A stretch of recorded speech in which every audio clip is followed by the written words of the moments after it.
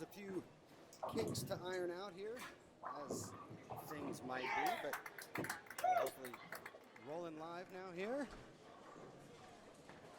As they are heading into the 8th frame of this here first game of the second block of qualifying here at the Battle Royale. So I'm going to hand it back over, and hopefully all of everybody's enjoying the live stream, and we will continue to bring you some live bowling here in the great city of Chicago, Addison at Stardust Bowl. Thank you again for all the hard work this crew and staff here at the bowling center has done. Put a lot of effort into making sure this tournament runs smoothly, and we appreciate it. Thanks for tuning in, everybody. Past viewers, current viewers, and new viewers, everyone. Thank you for tuning in. We look forward to chatting with you. Please feel free to get interactive in the comments. We love the interaction from the fans, whether it's a shout out to someone that you're looking forward to watching or someone that you're following. If it's a family member, a friend, give them a shout out. If you have any questions for us, feel free. It's an open chat board.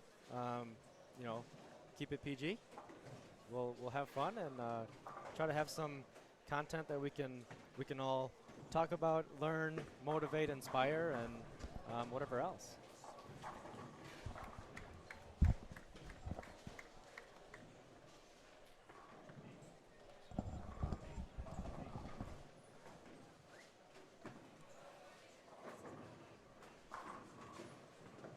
Bobby's putting on a clinic right now.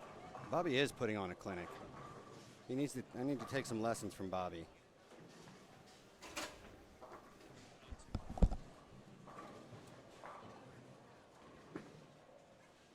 Up steps Matt. Matt is not a current champion on this EYT tour, but I'm sure a win, especially of this magnitude of a tournament, would mean a lot to him.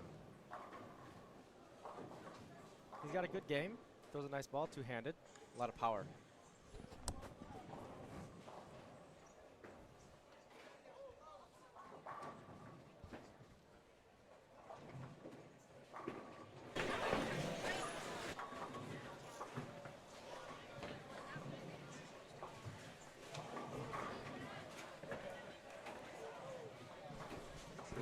Abigail converted a nice single pin on lane 23. She is from New Cumberland, West Virginia. So one of the many states that is being represented here is West Virginia, class of 2025. Abigail has quite the credibility here. She's a 3-time state Pepsi champion, which is a big feat. She also took first place in a doubles tournament in the U12 and second in U15. She then went on to win Bowler of the Year in that U12 division. So she is definitely a force out of West Virginia.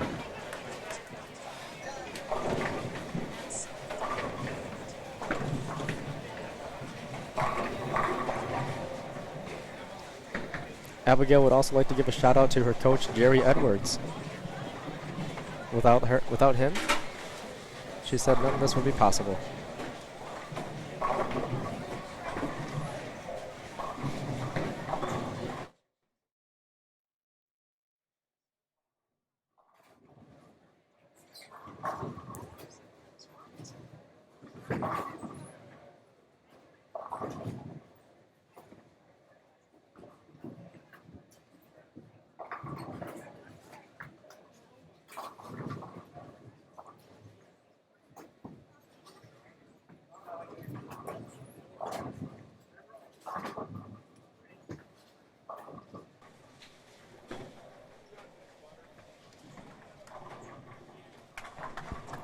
There's a good shot there in the 10th frame. That's a leading up for a double for Devin right there. Battle back. A couple of good spares in the middle of the game and connect with a double. He's got a chance for a turkey.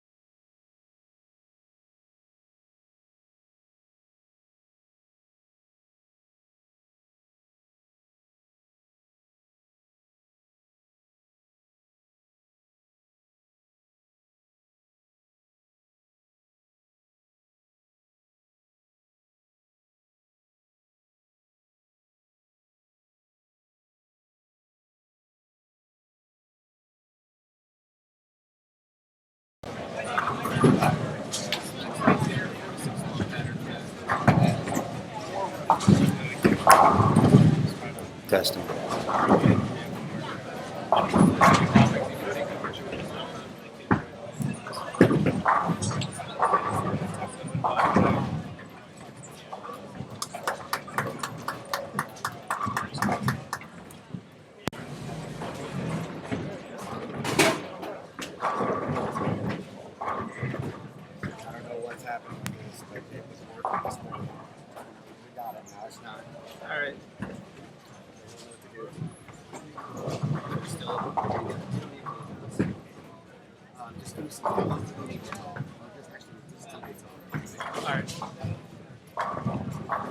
Well, what a nice game there by Bobby. Holy cow, 275.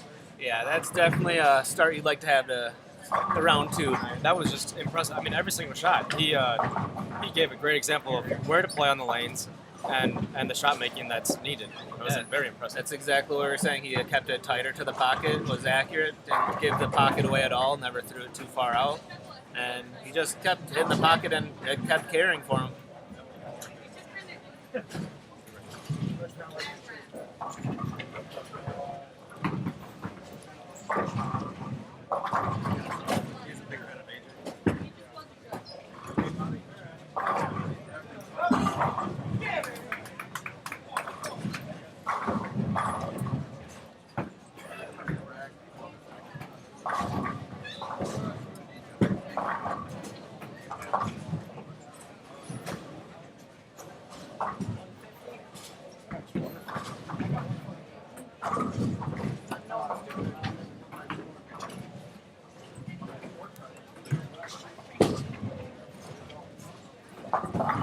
All right, everybody. We apologize for we had some technical issues going on, but we're back. We're here. We're live. We're happy to be here. We're happy that you're all here and stuck with us.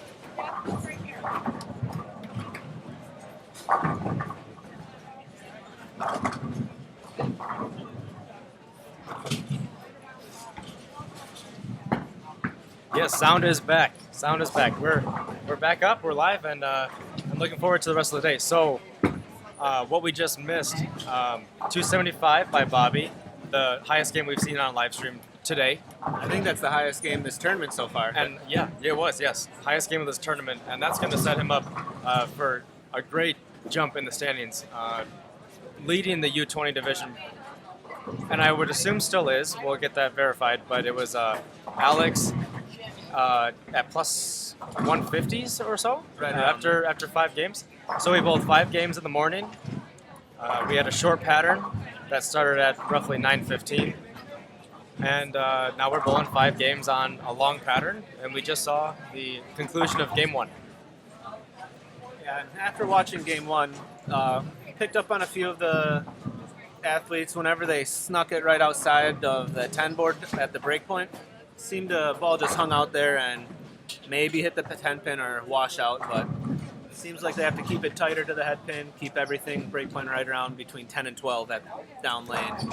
Yeah, that's definitely what is being seen right now. It's being a long pattern. The bowlers are doing a great job breaking it down, so it seems, and it's going to be a higher scoring pace on this block, Definitely. for sure, as we saw in this first game. So we're going to see some more strikes. We're going to see the same, well, actually more bowlers this time. We're moving 4 pairs to the right, so we're going to see a whole new set of bowlers, and it's going great. You guys this morning, freaking amazing. You guys. My granddaughter, Annie, her.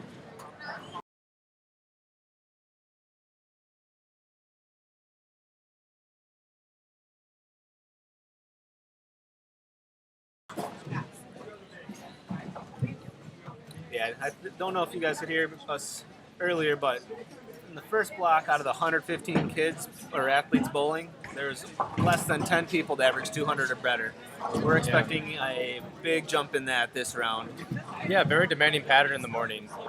We touched on this a little bit during that 5-game block. So if you're a new viewer, we had a short pattern, and being 35 feet, you have to play close to the gutter. It's it's daunting. It's intimidating for a lot of these youth bowlers when you have to play on the gutter, and sometimes it migrates them left into an area that's not set for consistent ball motion, and it makes it really difficult. So on this long pattern, the players are able to play further left, and more in their comfort zone. And the gutter is now out of play, which loosens up their arm swing and everything just becomes easier. Yeah, they're a little more comfortable and their mind's at ease out there wheeling it. So we'll see what they can do. And like we said, we're expecting some higher scores and a lot more fun and excitement from these guys.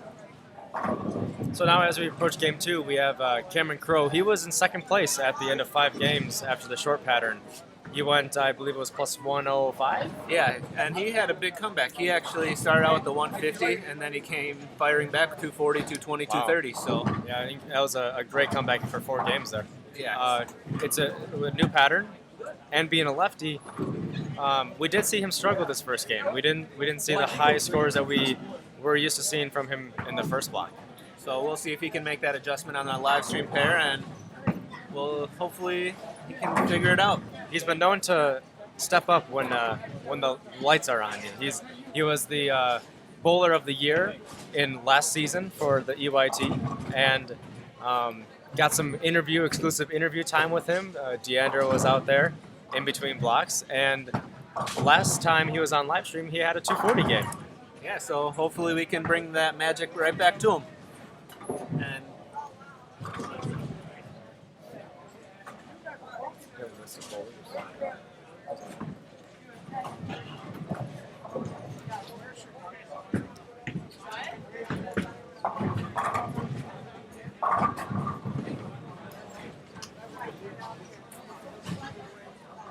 Have a lot of support for Zane, who's up on 22 right now.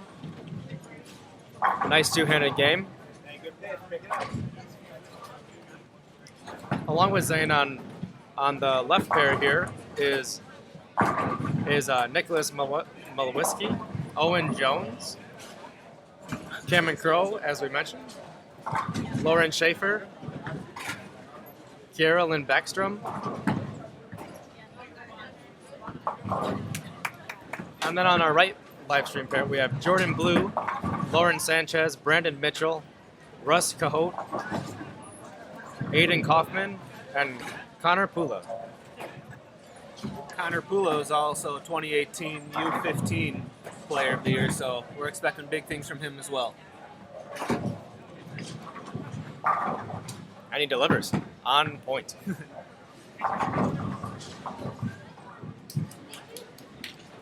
I do want to reiterate that we love our comments. We love the interaction. If you're here on Facebook, please do share this on your page. Let everybody know. Tune in. EYT Bowling is going on. It's live. Any family members, have them jump on.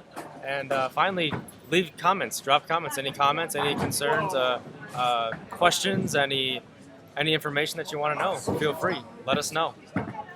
We love the interaction. Yes, and we'll do our best to answer anything you got. No promises.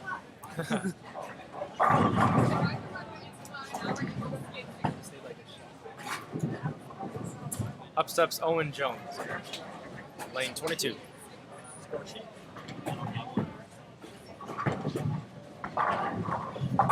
Delivers nicely. And he playing that zone that we were talking about, just letting it roll off that 10, 11, 12 zone down lane.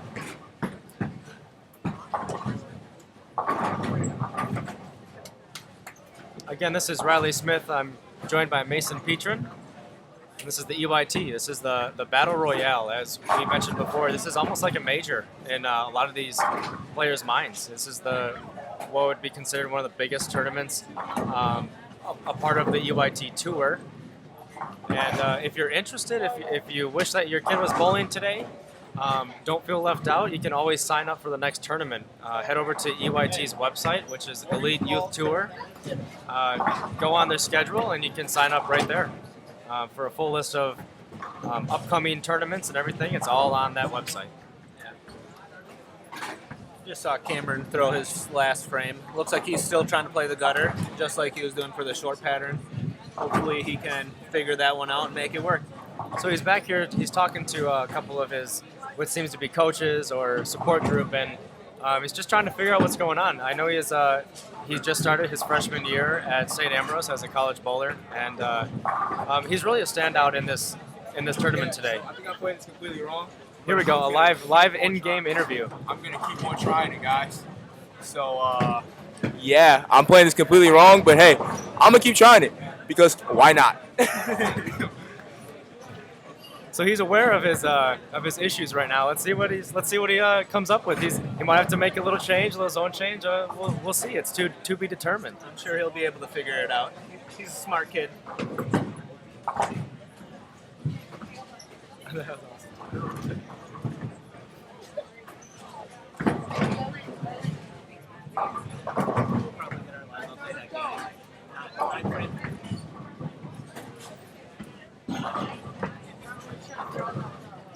Owen Jones stepping up on lane 21 after a quality shot in the first frame. He's from Mundelein, Illinois.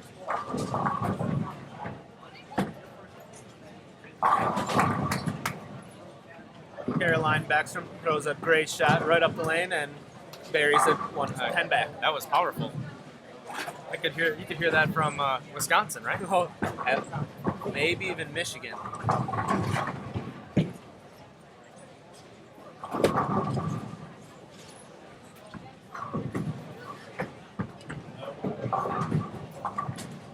There's lane 22. He just let that one get a little bit too close to the gutter, and you saw how heavy the oil was out there, and it just kept sliding right and fell right into the gutter on that one. Yeah, that was not expected if you were doing that on this morning's pattern. If it was out there, you would see that ball really turn back. Yeah, that one. It's just a different pattern, and that's a great example.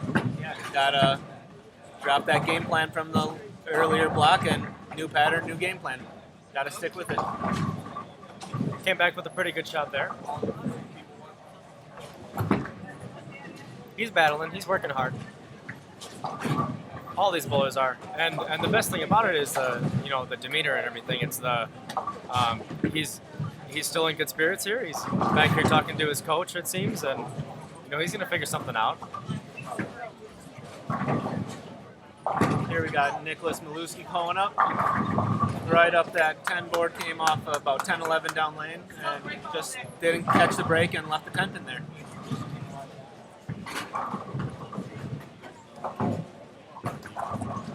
Here's one of the Mitchell brothers on lane 23. His brother's also competing, and I believe we're gonna just miss his brother Theron, but Brandon is up here on lane 23. So it's a set of brothers, and we have multiple set of siblings here today. I know we have at least 4 sets of brothers, which is awesome. It's a family affair. We'll see which family comes out on top this weekend. Yeah, is there a side action on this? Do we have a side siblings doubles tournament going on? Oh, we should talk to Diandra, and maybe we should start one up. How about that? Get another award they can win. Yeah, another award, yeah. Speaking of awards, let's mention some of those. Yeah. Which is really impressive. This list, it's going to go on and on. Yeah. Oh, so we'll start with the high five again. Obviously, all of our EYT jerseys are made by High Five, and each winner for each division, they're going to get their own unique championship jersey that they get for free. It's a one of a kind and changes every tournament that the winners get. And along with that, if our viewers could take a look at the right above where the pins are located, the masking units, there's specific banners for each champion. So along with your high five gear that you win, you get that awesome banner that's displayed at every tournament. And on top of the jersey, each winner gets their own ball of choice from Storm. So that's pretty awesome, in my opinion. Wow, a brand new bowling ball for winning a tournament? Yeah, nothing wrong with that. Hey. And then we've also got the Jason Belmonte Sportsmanship Award, where each athlete competing, they get to put in a vote on who they feel like had the best sportsmanship this weekend, and they'll be presented with a really cool Jason Belmonte trophy, and on top of that, they also get a free ball from Storm. That's a great award. Yeah. Great award. And it promotes just- great sportsmanship, good attitudes.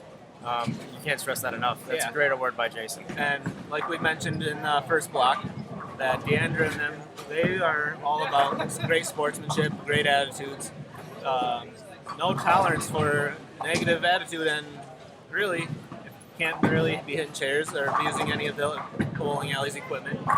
Yeah. And you, depending on how severe it is, you can be disqualified or yeah, Okay, yeah, good dollar get tournament. charged an Yeah, extra times- $5, I believe. Yeah. So along with that, we have a nice prize pack from Turbo. So Turbo will give the runner-up for every tournament. So that's every division.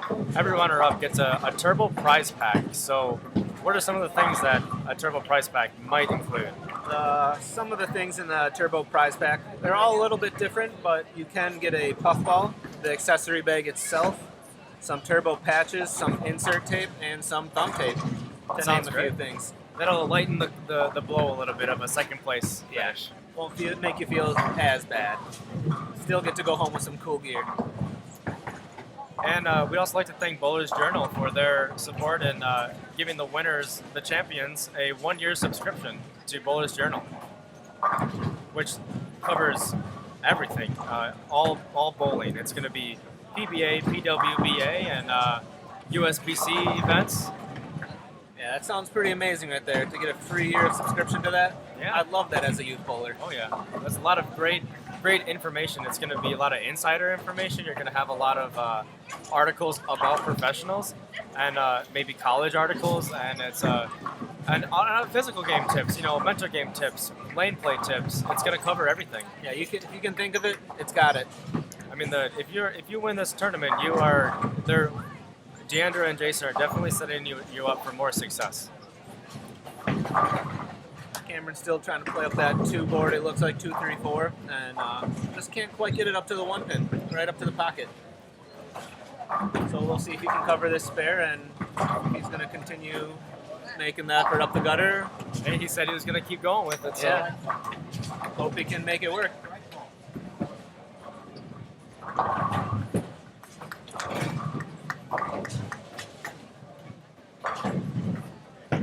Yeah, just not.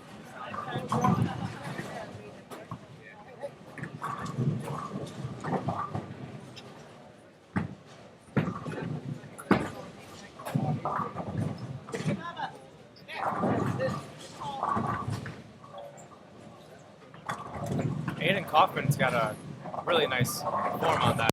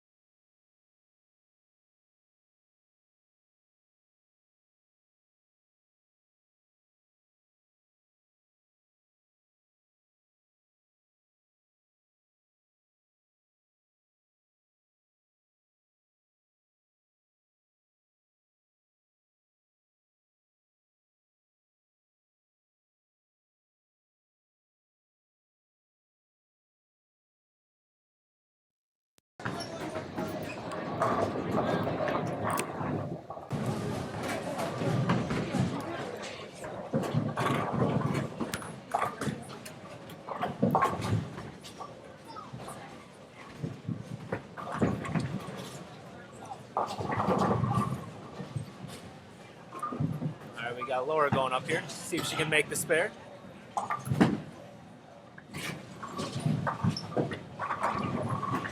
Another bowler around here that we have is on lane 24. Now, Rush is from Dyer, Indiana. He's a part of the U12 division. And his high school class, anybody have a guess? 2027. Oh, man. He might be our youngest guy. From what I've seen, that is the youngest competitor in our tournament right now. Yeah, out of the 115 athletes, that's impressive.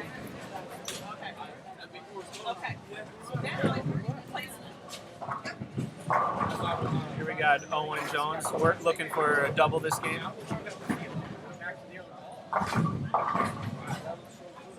Looks like he missed a touch inside. Came through the face a little bit. He started off hot with the double there, and then it looks like maybe transition or maybe getting a little bit lost on this pair. The oil might be moving a little bit. Yeah. Looks like he's using a pretty big ball with some surface on it, so he's going to have to either make that small adjustment or maybe even a ball change, a little bit weaker.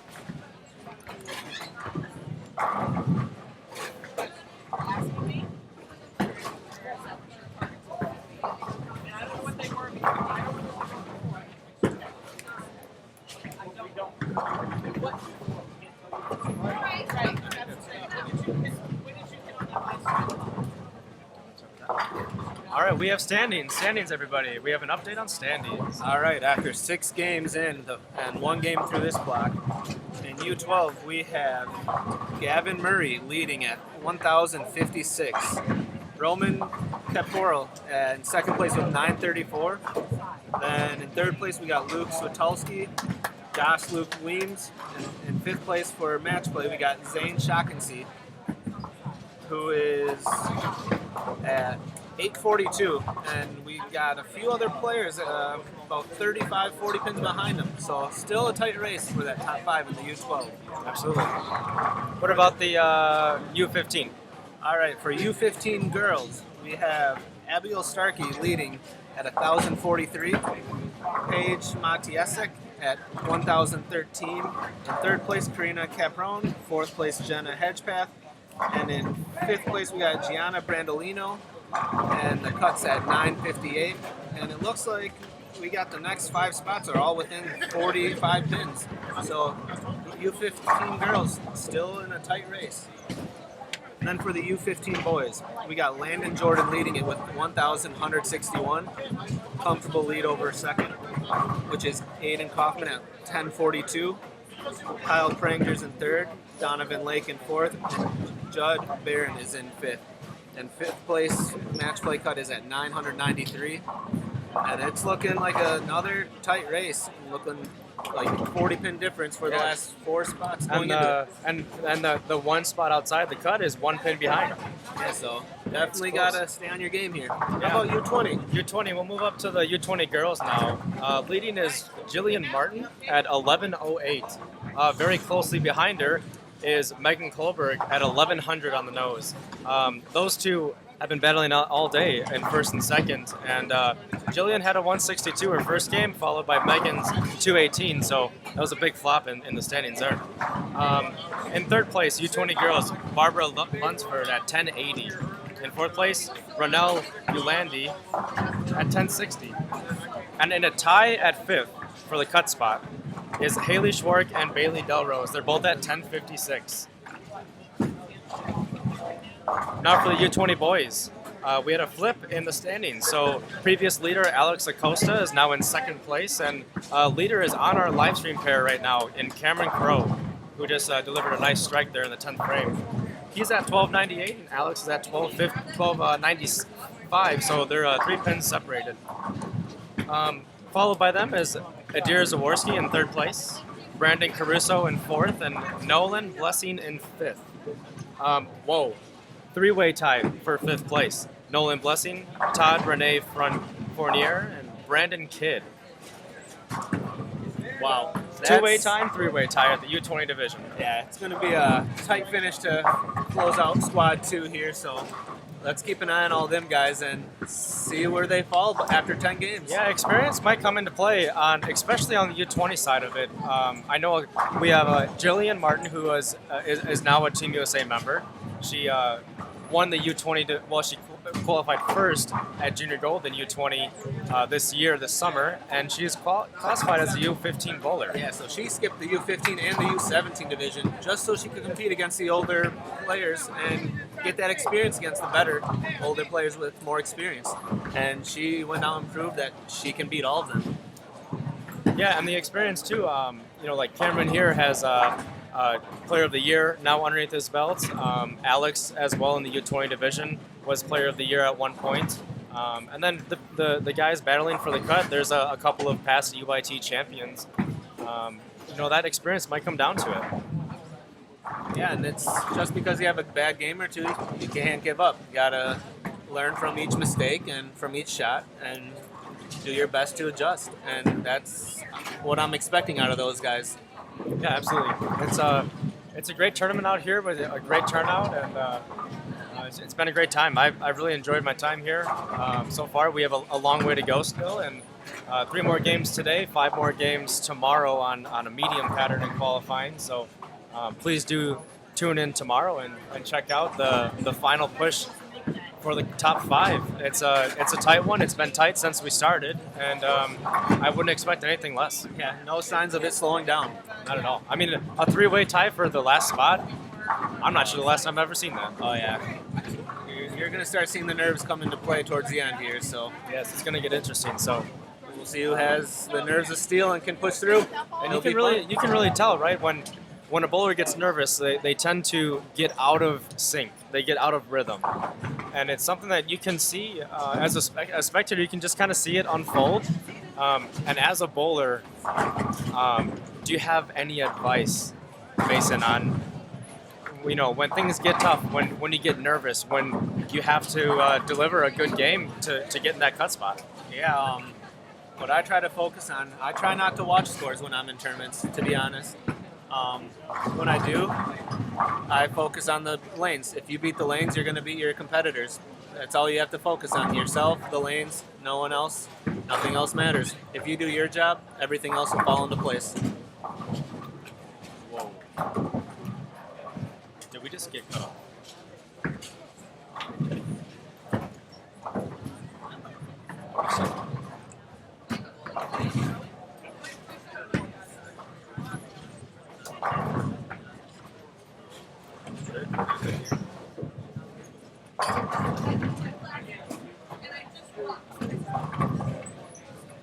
I don't know. I think it paused.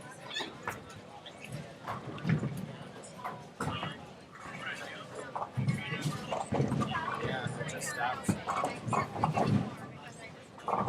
you want to run over there and get him? Yeah.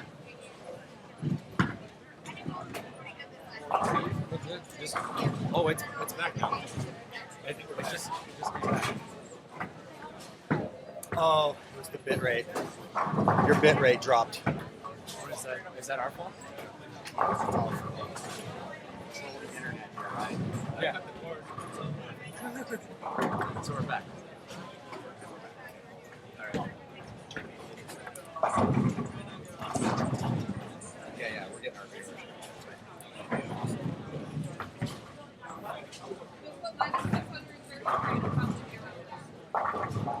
So bowlers are finishing up the second game, and we're transitioning into the third game here on a long pattern, 46 feet. A couple of good games. We saw a 275 game from Bobby in game 1. Yeah, and as we're looking around, squad 1 versus squad 2 here, a lot more strikes. You're seeing more strings, a little more confidence in the bowlers, and it's been a lot of fun to watch them so far. Yeah, let's take a look at who we have coming in. We can list off some names, and we'll see who's coming in 21 through 24 for game number 3 of the second block. As well as that, we'll bring you some more content. We're gonna talk a little bit about college bowling. If you guys are new viewers, we did talk a little bit about college bowling in the previous session, and we'll touch on it a little bit now in this current session. Please feel free to drop any comments, drop any questions that you may have. Some frequently asked questions is how to sign up for a tournament, what pattern are they bowling on, and some things like that. But take a look at the EYT website. It's eliteyouthtour.com, and they'll show you the schedules, the lanes, the patterns that we're on, and any more information that you want about that.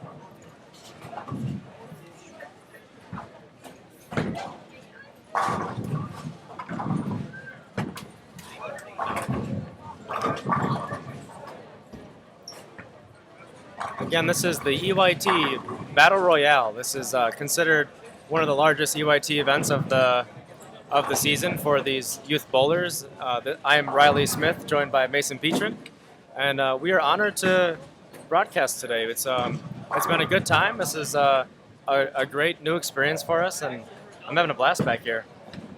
And looks like for this next set, we've got on one pair Luke Switulski, Shooter Garlish, Paige Matiesic, Alex Acosta, Efron Soto, and Bailey Del Rose.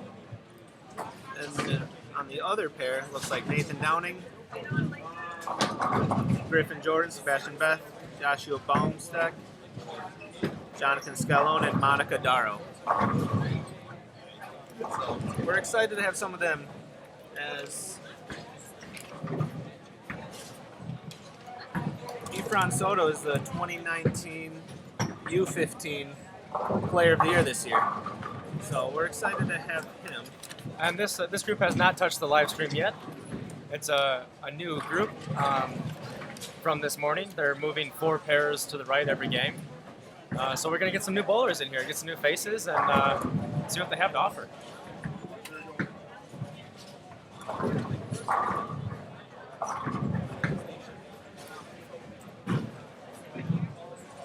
On lane 23, you'll see Sebastian Beth, who's a part of our U20 boys division. He's from Sturtevant, Wisconsin, and he's a part of the class of 2021.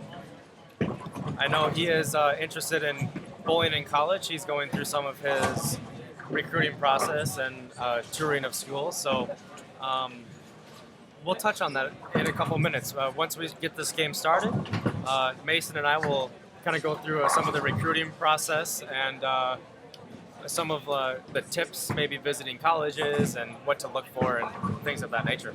And also in one of our leaders in the leaderboard for U20 is Alex Acosta. He'll be joining us on the live stream pair. And he's actually the 2018 EYT Player of the Year from 2018 in the U20 division. So we're excited to watch him and see what he can do for Game 3 here.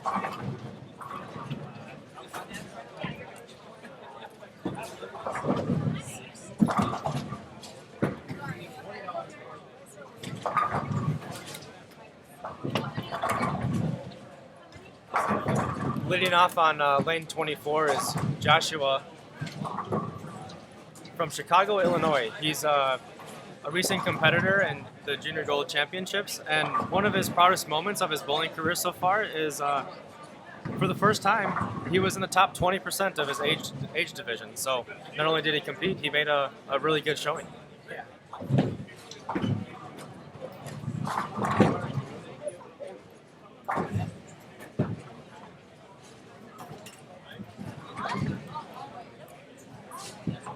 Let's start talking about college a little bit.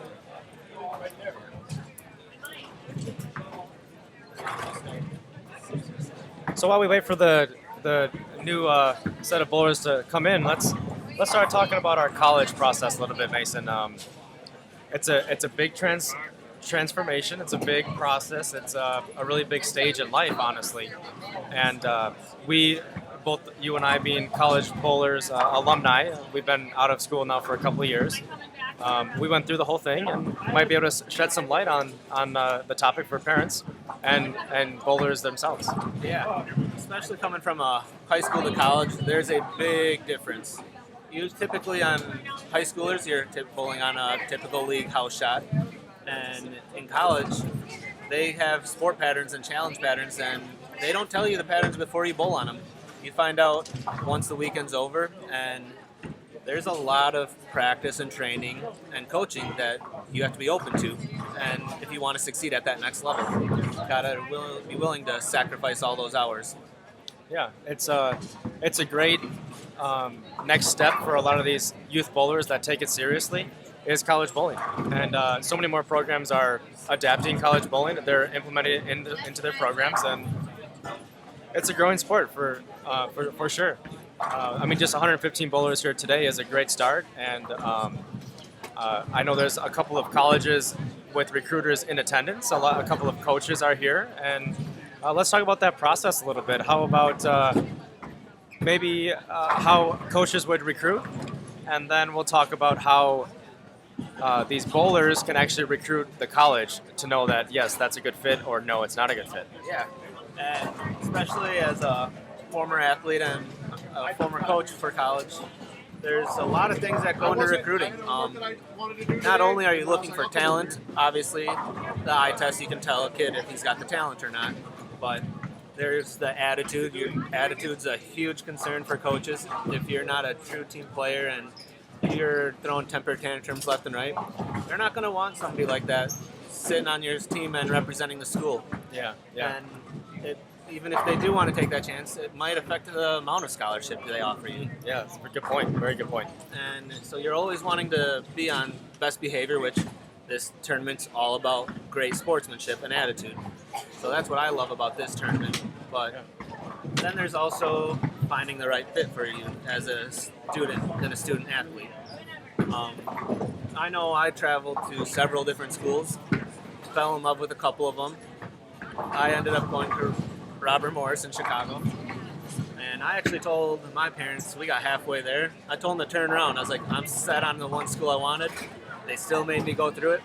Thank God they made me, because I met my college coach and I knew it was the right fit right away. The rest was history. You decided to go there and threw the rest behind you.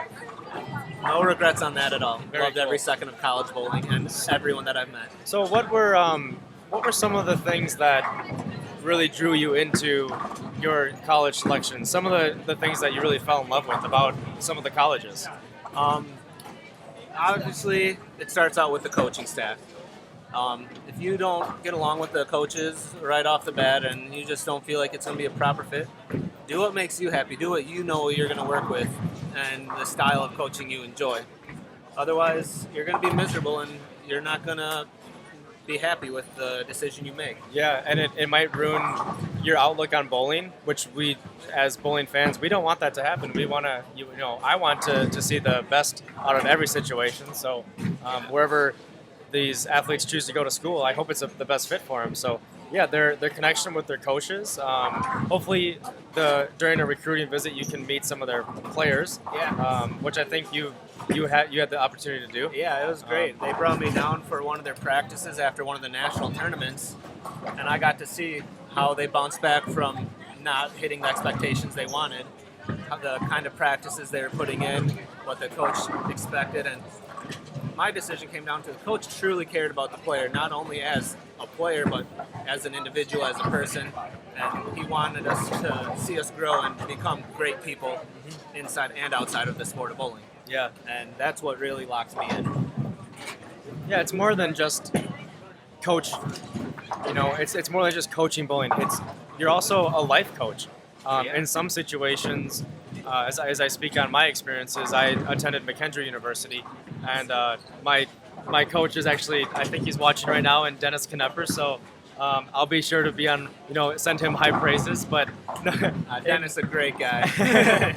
in all seriousness, in my college visits, that was a huge aspect of visiting and getting to know the bowlers that are currently attending the university and who my coach is going to potentially be. As I mentioned, yes, it's a bowling coach, but it's a life coach. In my situation, I was over 5 hours away, and I was out on my own, just out of high school, and a lot of students are going to experience that. I know you were also living on campus, so it becomes another parent figure, and it's a big maturing part of your life, and they're there every step of the way. So. I don't think either of us could have picked better schools for ourselves as individuals. Yeah, it was an amazing experience for the both of us. It's you got to put a lot of feelers out there. How do you feel when you step on campus if you go on a tour? How do they treat you? How do they, speak to you? How do the players interact with you? Yeah. How is the coach, as we mentioned? And that's all on the bowling side of it. But you also have to look at the academics because, yes, you're there for bowling, but that's an incentive, in my opinion. I think you should also go and really consider your education as well. It always is. It's a student athlete, and students, you're a student first and athlete second, and that's a big thing they preach to me, and that really felt like they cared about me when they were recruiting me. That played a role into it, definitely. They care about your well-being, and through that process, I was able to narrow down personally to I kind of had a selection of a top 3 that I enjoyed the visit. So I actually made a second visit to a few of the schools and just kind of put out my final touches, answered my final questions, and ultimately made my final decision. So it's a really hard choice, but through the support of maybe your family, your friends, or whoever your supporting cast is, have discussions, and it's a process. You really got to analyze what you're going to choose. It's a big decision. So and you want to make sure you take your time. Don't rush into anything. Don't feel pressured to sign right away. Take your time. Make sure it's the right decision for you. Nobody else. Yeah, it's all about you and making the right decision for you to grow as a young adult. Into the adult world. So here we actually have a college bowler. It's going to be stepping up on lane 21, Bailey Delrose. She's a lefty from the area, from the Chicago area. I've seen her bowl a couple other youth tournaments, and I know she's won a couple of tournaments around the area. So she's pretty well known, I would say, in Chicago area, and now she has some roots down in the St. Louis area where she currently attends for school. Great delivery on that shot.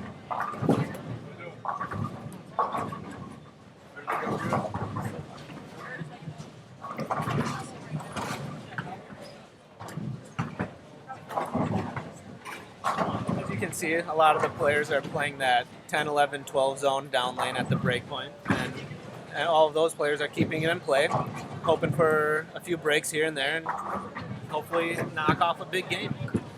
And we'll see if they can continue to do that today as this pattern breaks down and transitions further left. So I was looking at some notes here, Mason, and it brings up some memories of what I may have done at a certain bowling alley. Yeah. So Bailey Delrose is from Crest Hill, Illinois. I bowled a tournament at Crest Hill Lanes. And a really funny blooper happened to me that perhaps some of the viewers have seen, perhaps not. But if you haven't, you should definitely take a gander at my Facebook page. It's somewhere on there as a video that I shared. Again, this is Riley Smith. And I'll just mention that I failed to let go of the ball at the right time. I didn't release it. It went on the lane, but after a brief detour. Definitely, if you haven't looked that video up, like you said, follow him on Facebook, or you could probably even YouTube it now. You could probably YouTube it now. And you could definitely see the I believe on Facebook it's it might be nearing 200,000 views now. It was definitely the most freak video I've ever been a part of. my buddy happened to be recording me shooting at a split, and I tried to throw it really hard, and I didn't hit any pins. We'll put it that way. Did the ball make it all the way down there? No, the ball fell short. The ball barely made it past the arrows.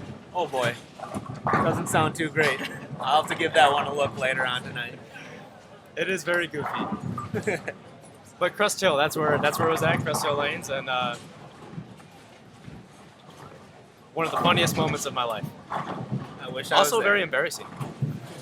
But you are okay. No injuries happened. No injuries. Everyone was fine. I took a look at my thumb as if I might have had an injury, or as if it was like my thumb's fault or something. You know, I had to play it off.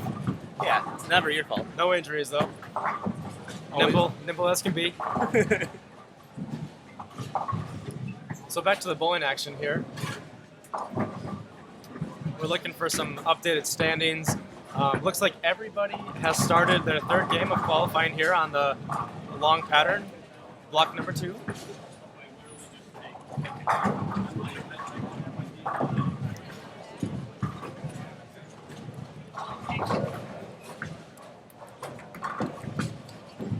Luke stepping up on lane 22, another two-handed approach. Very nice roll there. Luke is a part of the U12 division.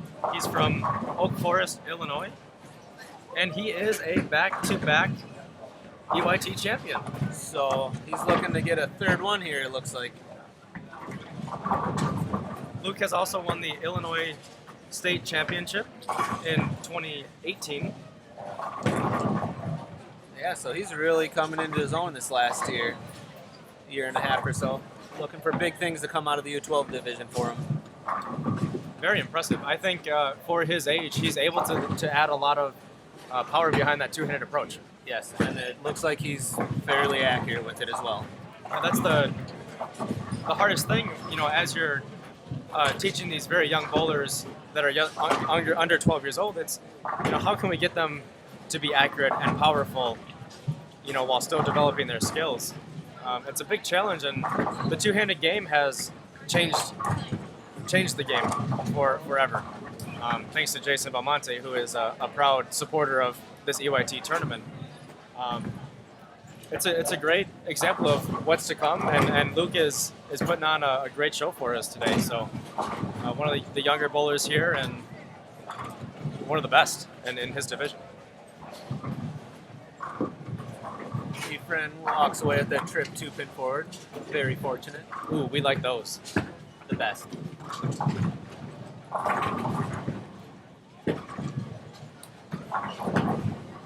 See if Bailey can jump back on the strike train here after going 9 spare last frame.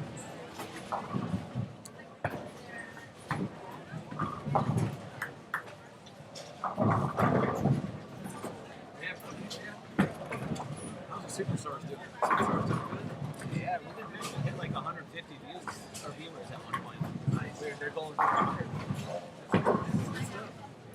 Joshua looking to stay clean here on lane 24. He's got he's fighting. He's getting close. That was a really good delivery there. Quick 4-7 he leaves there, but I think he's really close, and he's kind of poised for a couple of strikes to come.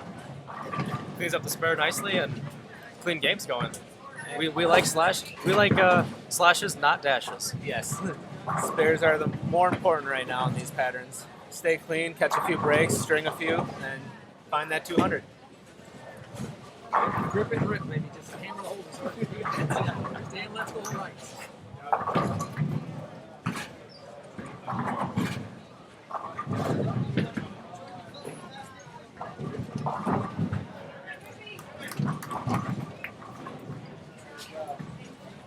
So Jonathan up on lane 24, he left the same lead that the previous bowler, the 4-7 here.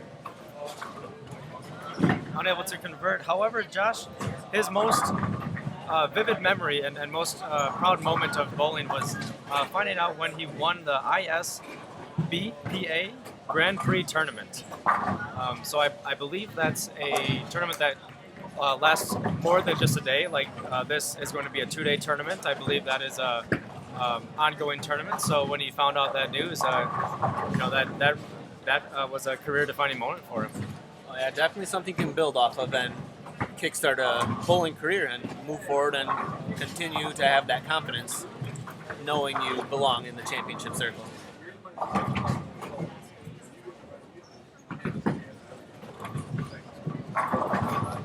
Efren, a former player of the year, doubles up on that lucky strike from the shot before. He's connecting off of that trip 2 pin. That's big. Take advantage of those breaks. Yes. They don't come often. Nope, and when you can double up on something like that, definitely a great feeling, and you gotta take advantage of those breaks. See if Bailey Del Rose can continue and get a double off that last shot. Up to a good start. Looks like she missed a little bit in and left a 7 pin. Gets away with the 7 pin, yeah. Here goes Griffin Jordan on lane 24. He's a part of our U12 division as well. Excuse me, he's in U15 boys division. He's from Sycamore, Illinois, and he has won an EYT before. All EYT bowlers, if they win, they get a champion's jersey. You'll see those throughout the field today, that the proud winners, the proud champions that are wearing those jerseys.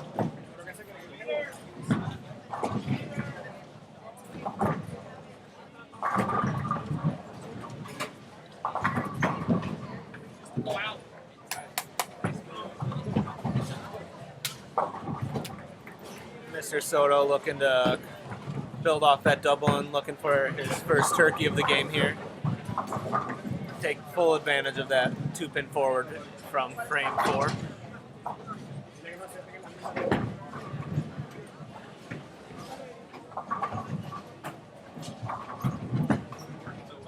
Looks like a solid shot. And he converts. Gobble, gobble. Turkey sandwich. Another mixer too, by chance. Yeah, a little bit light. You know, what is it? The saying, hit him thin, watch him spin. That's right. Doesn't have to look pretty.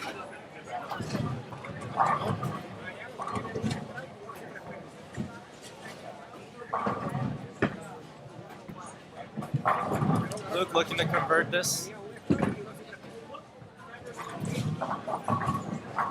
6, 9, 10.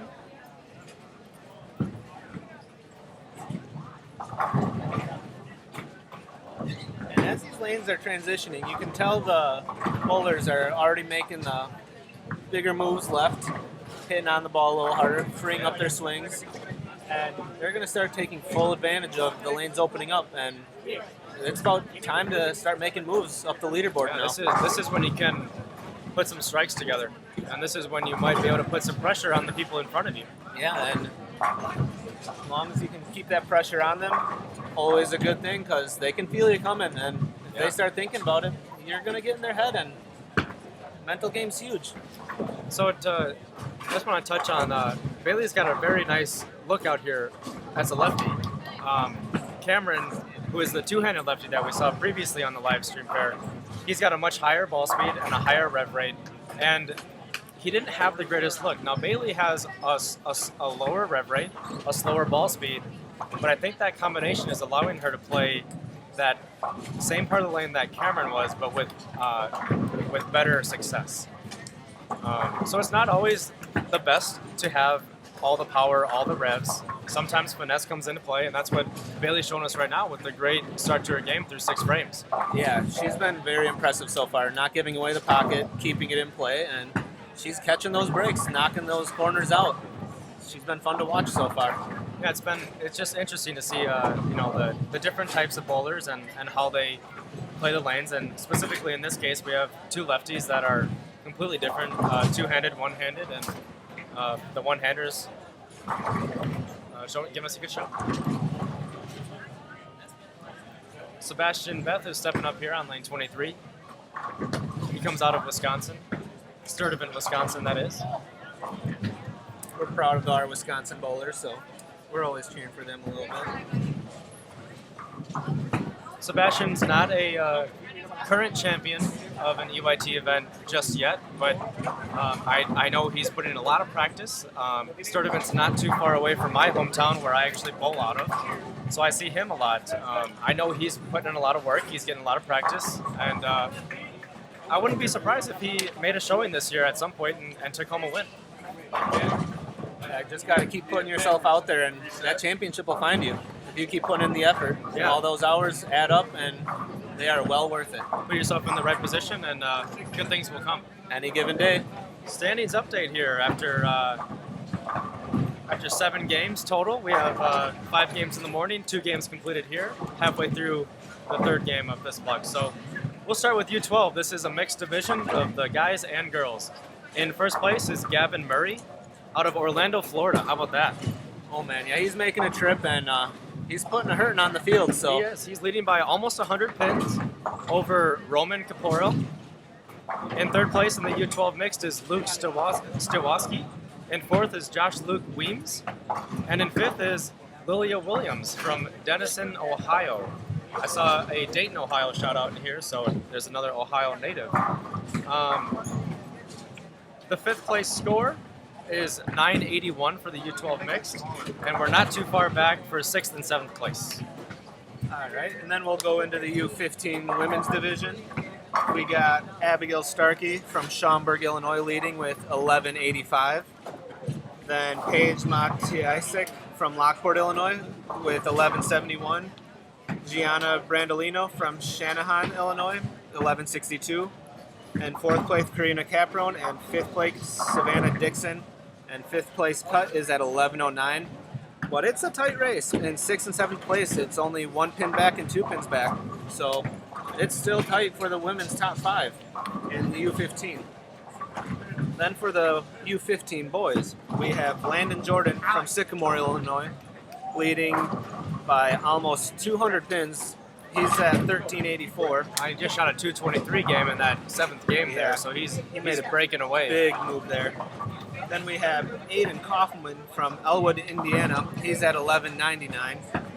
Then Judd Barron in 3rd from Deer Park. Dylan Murray, his brother, leading the U12. He's in 4th place, though, from Orlando, Florida. And then from Muskegon, Michigan, we have Kyle Pranger. It's the cut at 1186. And about 6 places around 50 pins back, so Starting to see some separation, Yep. but I wouldn't count it out. there's a lot of bowling left to go yet. Absolutely. So we'll see what happens over the next several games. All right, U20 girls now. It's more of the same up top with Jillian Martin leading the way at 1300 on the nose. 2nd place is Megan Kohlberg, so that has not changed throughout the day. 3rd place is Barbara Lunsford. 4th place is Brooklyn Gagnon. And 5th place is Bailey Delrose, who we're now watching live as she shoots at a spare on lane 22. Bailey sits at 1247, and only 10 pins behind that is 6th place, and it's a tight race. Previously 2 ties in that division, and still less than 10 pins separates it. Yeah, it's going to be fun to watch that division play out. Now we have the U20 boys. We had a flip in the standings between Alex Acosta and Cameron Crowe. Alex with a 223 that last game is now in 1st place, and he shot 15-18 total. Cameron Crowe is now in 2nd. Adir Zaworski stays in 3rd. Noah Blessing moves up to 4th. And Brandon Caruso is in 5th. 5th and 6th place is starting to separate itself as they are 60 plus pins away from the cut line. However, we do have a couple of people moving up in Matthew Labonte. He shot a 222 in game 7, and William Clark posted a 223 to catapult them more than 10 spots. That's awesome. I'd like to give a little shout out to Ben Cleveland, guy from Wisconsin. Nice to see you're doing well. Thanks for watching.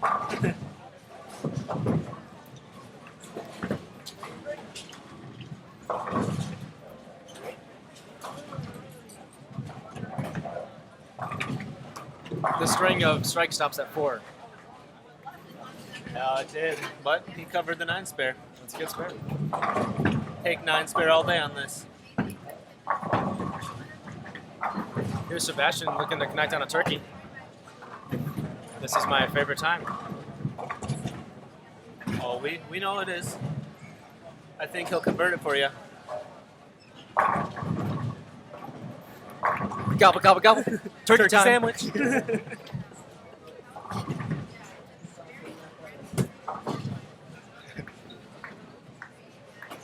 Mason, what's next?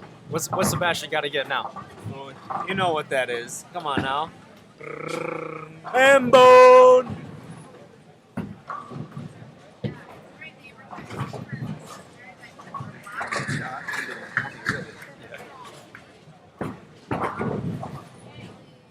Four through the face. That's never a fun one. That's not a lead you see every day. No, not ideal. Wowza. What's the best way to attack this thing? I'd say she just has to attack it like a baby split. I would pretend that it's the 2-7 left. Kind of hope they the 2-pin and the 8-pin slide over and can somehow connect with the 6-10 and hope for the best. The hardest part about this pair, I would say, is making sure to get that sleeper so that there's a pin in the back there. The 8-pin, that's the hardest. You got to get that pin out. Let's see what she does here. Oh, a good effort. That's a. I don't think I've ever seen that spare made in my life. No, very rare. Very rare to see. Be left. Ooh, a little mixer on 23 there. Ooh, Alex is facing some battle right here in this game after taking the lead. He's at fault of losing it to Cameron. Yeah, we've seen this pair struggle for the leaders. Cameron didn't do so hot last game here. He shot 163, it looked like. Yeah. So, looking like it's a tough one for the leaderboard. Yeah, Alex came off the last pair with the 223 game. So it looks like he found something, but in the first game of this block, he had 142. So he's got something, but transition or he's caught in the middle of kind of a sticky situation right now. He's got a look and then he loses his look. I think he might be using a shiny ball a little bit too early for this pattern. If I were him, I'd probably stick to something with a little more surface and save that shine for maybe end of game 4 or game 5. Yeah.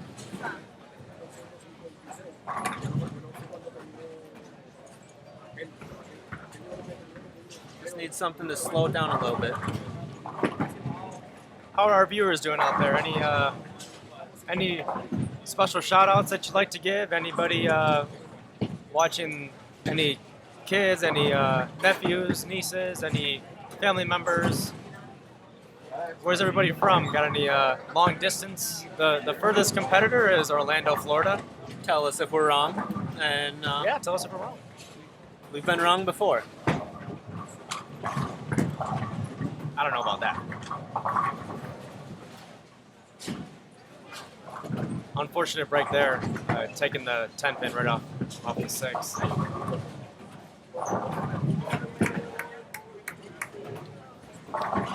Well, we'll see if Bailey can come back from that 4 through the face and make a proper adjustment and finish this game strong. At the same time, we have Sebastian on 24 going for Hembo. Oh, I'm excited. I have a good feeling about this one.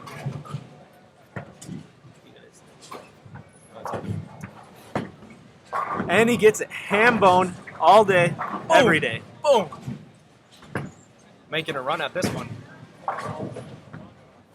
See if he can get another one to help close out this game and finish out really strong for game 3. Interesting, Mason, if you look at his score, 9 spare, 4 times, and the rest are strikes. Yeah, he's I mean, that tells you he knows what he's doing. he's hitting the pocket, making his spares. That's exactly what you have to do if you want to climb that leaderboard. So Sebastian's currently sitting in 21st place.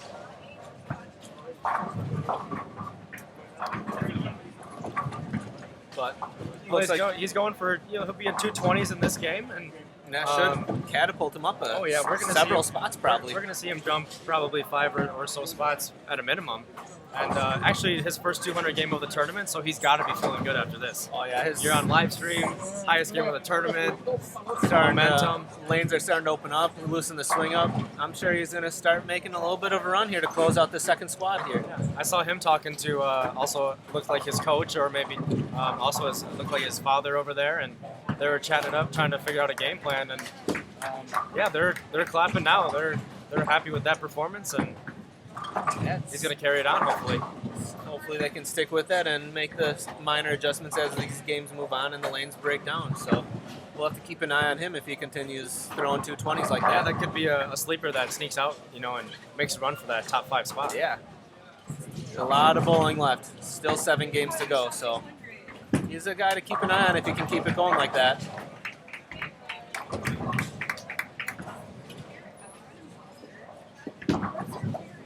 Amy Smith would like to give out a shout out to Luke. Luke is a decorated individual. He's got a lot of accomplishments in his young career right now. Very impressed by his game, a two-handed bowler.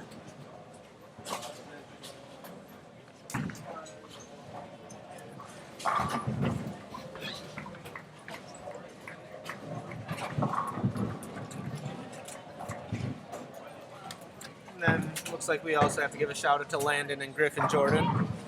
Landon doing really well after 7 games here, sitting in first place. Brother or cousin, Griffin, sitting in 11th place, looking to make a jump up here after his last game. So interesting game there from Alex. He dropped to his low game of the tournament. Second lowest game of the tournament with the 146.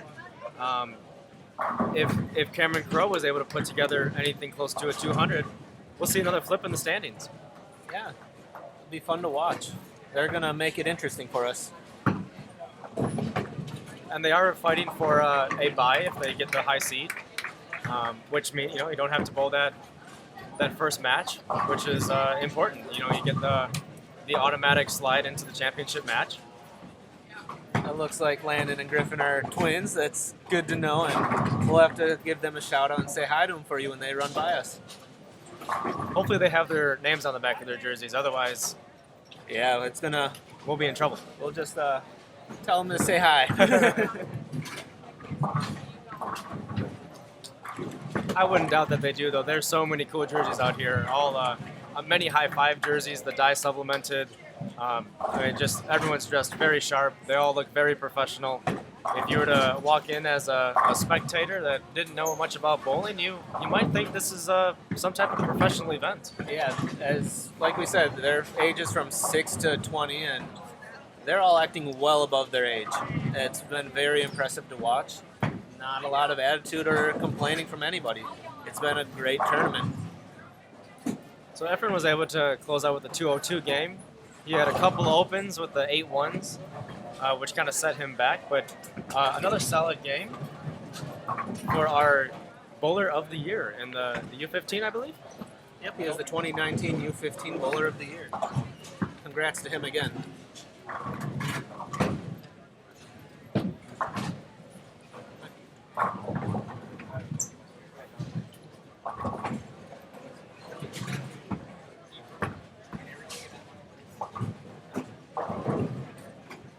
And that looks like that was Mr. Soto's high game of the tournament. Previous high game was 200. He is now bowling in the U20 division. So, new high game for him as he looks to climb the leaderboard just a little bit more, as he currently sits in 22nd place. Yeah, him and Sebastian Beth are coming off of 2 good games. They were both just outside the top 20. With those games, I'm sure they're going to move into the top 20 and possibly the top 15. I mean, they both had really good looks. I was impressed by their game, and they can keep it going. The next 2 games, they can move up even further. And I'm sure that's what they're thinking too, right? They know that they have a good look right now, and they should take advantage of it. Yeah, they know it's now or never for this set. They finally have great looks. They're getting comfortable. They know they have to make great shots if they want to have a shot at that Battle Royale trophy. And all the prizes that come with it. The free jersey, the free bowling ball, everything. I mean, if you're a youth bowler in the area, I really don't see why you wouldn't come out here and bowl. Yeah. It's just so everything about this is awesome. This really reminds me of a mini junior gold with having 115 athletes competing in it from all over the country. It's a great experience, and I recommend this for any youth bowler that wants to come out and get better and bowl on 3 different patterns, just like junior gold is. All right, we got a new group coming in here. Now these kids don't waste any time to get from pair to pair. No. They are on top of it. They're ready to bowl, and they're for sure Yeah, prepared. as soon as that next lane opens up, they already got a guy up there Fire bowling away. the first ball. Fire away. That's good. Let's keep it moving, you know? Oh, I'm all about it. Let's see what they can do as quick as they can, I guess.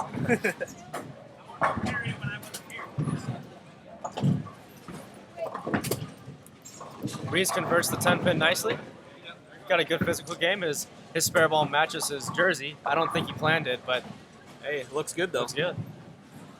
Yeah, so for lanes 21 and 22, on lane 21 we have Reese Hartman and Haley Springs.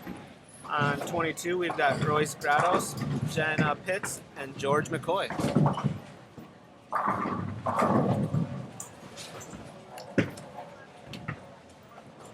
And I believe the next players we're going to see on lanes 23 and 24 are going to be Hayden Smrecker, Kyle Pranger, Jacqueline Poro, Blake Reiger, Todd Renee Fournier, and Michael Heistand. So we're waiting on them to come over from their long travel, and excited to see what kind of scores we can get on game 4 out here. Yeah, game 4. Here's Greg on lane 22. Greg is in the U20 boys division, and he's from Moline, Illinois. Moline, excuse me. Or George, excuse me again. George is from Moline, Illinois.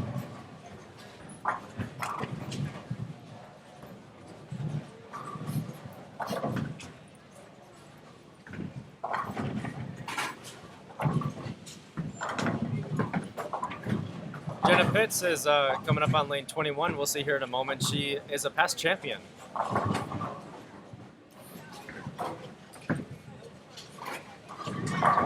She's competing in the U15 girls division and is from Glendale Heights, Illinois.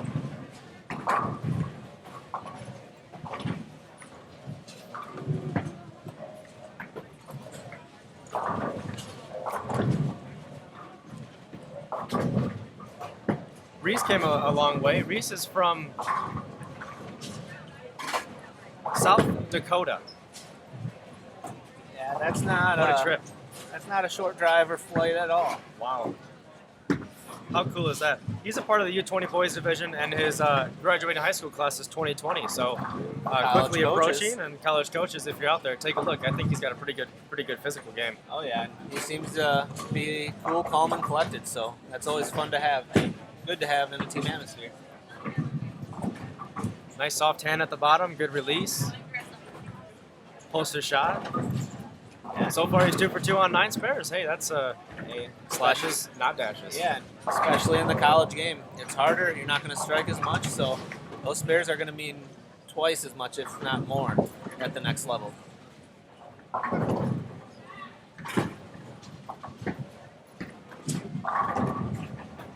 There's Haley Springs with a nice strike on lane 22. She is a part of our U20 division, and she's still looking for her first title.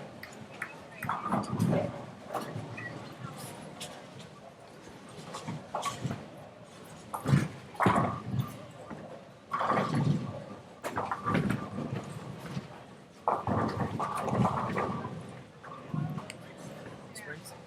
Is that no.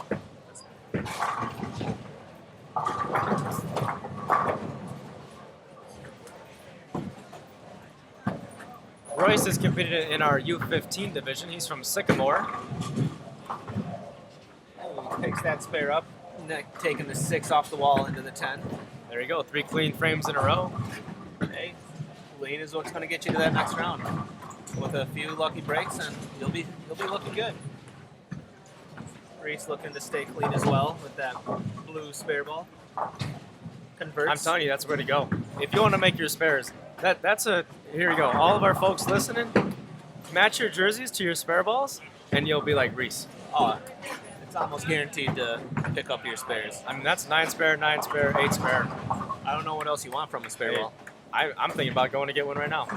Hey, you got the blue on, so Oh, I actually would match him. you could actually borrow this. Here's George looking for his first strike of the game. He almost got on the last frame with the hard 9, and then delivers with a little mixer. There you go. He's feeling it. I overheard him. He wishes he had that carry every time he threw the ball. You know, that's a wise statement. Hey, I don't know why he'd put that ball away. Keep that one in your hand the rest of the day, bud.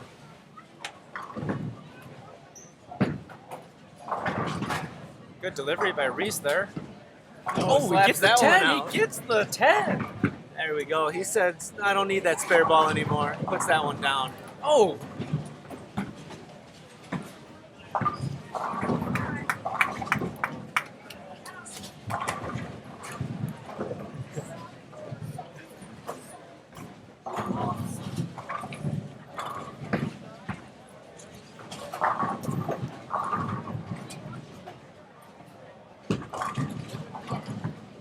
So again, here's the format of this EYT tournament. We're bowling 15 games in total, 5 games on a short pattern. Right now we're bowling 5 games on a long pattern, and tomorrow morning we'll be bowling 5 games on a medium pattern. So that's going to be 15 total games, and then after that we take the total scores and cut the top 5 in each division. So we have a U12 mixed division, we have a U15 boys and girls, and a U20 boys and girls. With that, Crowe a little bit. Looks like he forgot a ball or two. So hopefully he can use those and stay up in that leaderboard. So with the top 5 cut, we'll have a match play final. And again, this will be live streamed through the Elite Youth Tours Facebook page. So stay on the lookout tomorrow as we bring you 5 more games and then exciting match play. I'm really looking forward to that. That's the some of the most exciting bowling that we will see, and it's match play. And the way that it's been so tight, it's going to continue to be tight. And the match play, I could imagine it's going to come down to some of the 10th frames, some of the final balls, maybe the final shot. Here we go. We got George coming up, looking to double up here. Asking for a crossover. Oh, it kicks out that baby split, 10 forward, so leaving that 3-pin for a nice 9 spare.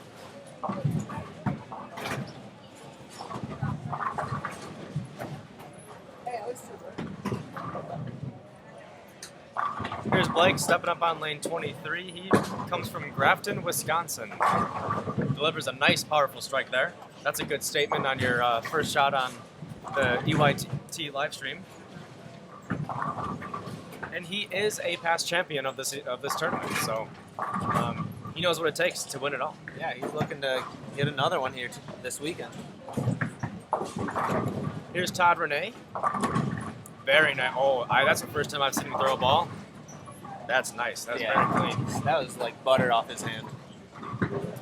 He's a part of our U20 boys division from Des Plaines, Illinois. Class of 2021 and also a past champion. Good spare conversion. Yeah, Caden over there making the 9-10, putting the ball right between them.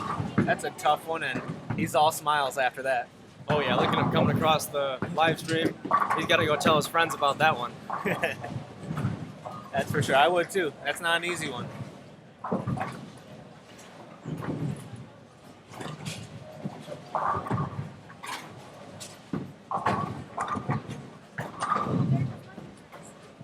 Here's Michael coming up on lane 23. He's from Paw Paw, Michigan. Paw Paw, Michigan. The name's so nice, you say it twice. Paw Paw. Hey, don't fix it if it ain't broke. He's a part of the class of 2020, and he's looking for his first title.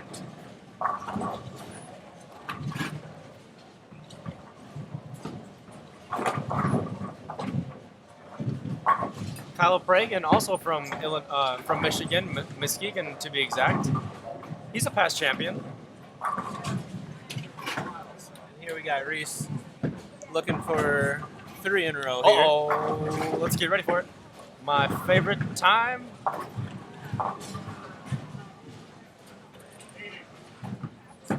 Delivers. Go. Turkey sandwich. Woo! Oh, he's flexing after He's that flexing one. on the live stream. He's feeling it He today. is living the dream.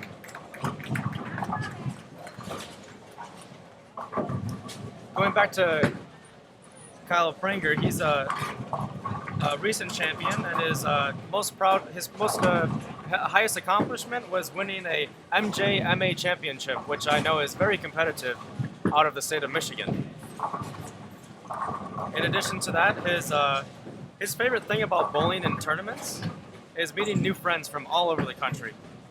And he loves doing what he loves, which is bowling, and he loves making scholarship money.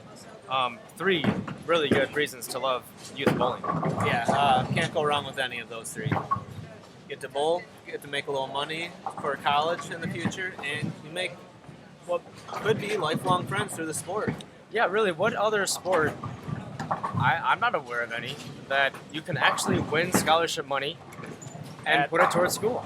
At starting at any age, Yeah, we start have- bowling tournaments. Some of these competitors are 6, 8 years old, and they're already- making some money. Yeah, they've already started earning money and storing it away for 12 years down the road. I mean, I don't know of any other youth sport that brings that. I mean, that's awesome. Yeah. That was a big plus for me as a youth bowler. You know, am I going to go bowling in a tournament, or do I want to go to the pool? Well, I'm going to win some scholarship money. I'm going to go bowling. And we can go to the pool afterwards. And celebrate. Cool off after winning a couple. Here's Kyle again. I really like Kyle's game. He's got a really nice soft hand at the bottom. I like seeing it come off his hand. Yeah, he keeps it in play. He really doesn't give it away too much. Yeah, he keeps it in front of him. So he's going to stay out of trouble. You're not going to see a lot of errant shots from him. And that's ultimately what's going to win tournaments for him.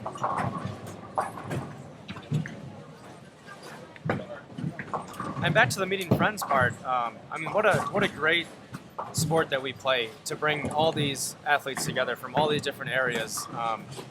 You know, we have over a dozen states represented today, from Florida, South Dakota, Ohio, Michigan, Wisconsin, Illinois. I think that we saw Kentucky and Tennessee in there.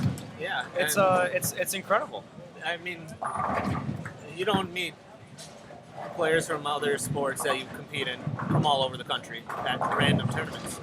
Yeah. And like we said, we met each other when we were 13 years old. That was 12, 13 years ago already. And here we are doing commentating for youth tournaments where we started out. Right. Who would have thought that a connection that we made on a bowling Saturday, that 13 years old Mason and Riley would be, you know, together in a booth commentating some incredible talent. Yeah, So just trying to beat each other up back then. we were just trying to beat each other. Now we're watching other people try to beat each other now. So it's really, you never know where it's going to take you. So creating these connections, it's a great networking opportunity. Which, I mean, a lot of these youth bowlers, what is networking, right? Yeah. But that's what they're doing right now. They're getting to know each other. They're meeting new friends and new families. And maybe next year at Junior Gold, they're going to travel together. Maybe, you know, in 4 or 5 years, they're going to go to the same college together. Yeah. You know, they could be roommates in the future. I know as we approached those years, we talked about, I tried recruiting you to my college I went to, being a year older. Yeah. And even with Junior Gold, we made sure we were bowling on the same squad. That's So right. we could not only bowl with each other, but hang out with each other and not be so busy that week. Oh, yeah. We tried to, we coordinated hotel rooms. So our families would stay in the same hotel. We would, we would bowl the same squad together. We'd hang out in the pool. You know, then it's just a great friend group that we created. And, it really did impact my college decisions. I went to McKendree University. Am I the reason you didn't come to my school? You know, I'm the reason? I enjoy your time, but I don't know if I enjoy it 4 years worth. I understand that. Only a day or two, right? Sit next to me. A couple hours at a time. But I'm going to need a break soon, so. it's a big impact, and I got to know AJ Johnson through the youth bowling in the area. I know you got to know some of your college bowlers as well through your teammates through the area. Yeah. And it makes an impact, you know, maybe where you're going to choose to go to school or where life will take you. Yeah, so that's a great delivery from Todd right there for connecting on a double. Yeah, it's a nice shot. A little wink for the fans there. All right. We got updates after 3 games on this squad, so after Standings. 8 games total. Standing update. For first we'll start with the mixed U12 division. Still in first place is Gavin Murray from Orlando, Florida, with a almost 200 pin lead on second place. He's at 1470 over Roman Caporo from Fairview, Pennsylvania. Then in third place, we got Luke Switulski from Oak Forest, Illinois. Fourth place, Lila Williams from Denison, Ohio. And fifth place is Luke Weems from Chicago, right down the road. Oh, he's one of our youngest competitors today. He's 6 years and he's old. competing against 12-year-olds. Yeah. And in fifth place. Yeah, and he is the cut. And he's got about 35 pins on the cut. So he's looking to make a little run and maybe catch fourth place. He's only 50 back from them. All right, keep moving up. So then we'll go to the U15 women. In first place is Gianna Brandolino still from Shanahan, Illinois, 1371 over Abigail Starkey from Schaumburg, Illinois. Then in third we got Karina Capron from Fremont, Nebraska. Fourth place is Paige Matiasek from Lockport, Illinois. And rounding out our top five is Paige Rawlings from South Elgin, Illinois at 1288. And it's a tight race. A few spots behind him, only 3 pins and 4 pins back. Yeah, that's that's a count on a split. That's one missed makeable, and they're in the top 5. Yeah, so you keep an eye on that standing sheet. It's gonna be tight all day. Yep. A quick shout out for Jacqueline Poro, as I think we just saw her name here. She's sitting in 11th place on the girls U15 division. Yeah. She put up a pretty good game there, 176, which was her second highest game of the entire day. Her first high is 193. So it looks like she's finding something and hopefully can battle up on the leaderboard. Yeah. And then we'll go with the U15 standings for the boys.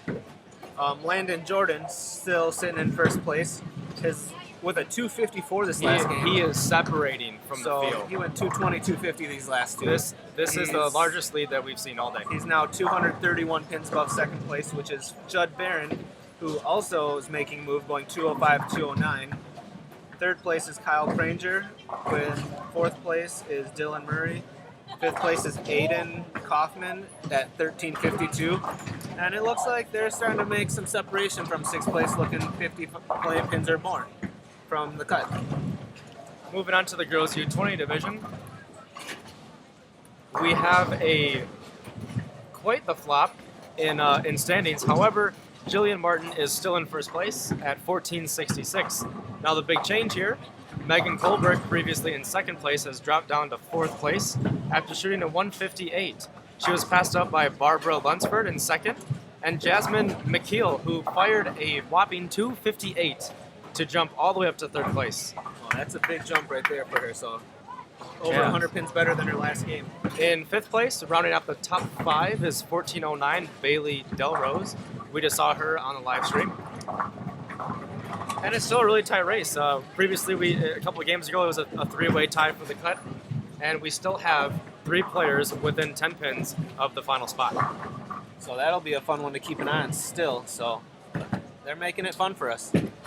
And in the U20 boys division, we just got done watching Alex Acosta, who almost gave away the lead after the 146 game, but he holds on to it with a 1664 over Cameron Crowe, who has been battling with him all day at 1658.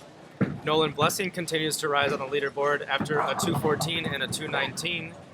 And Edward Zaworski is in fourth place from Woodstock, Illinois. In fifth place in the final cut is Brandon Caruso. He's at 1526. And there's a little bit of separation there. We're looking at 40 to 60 pins away.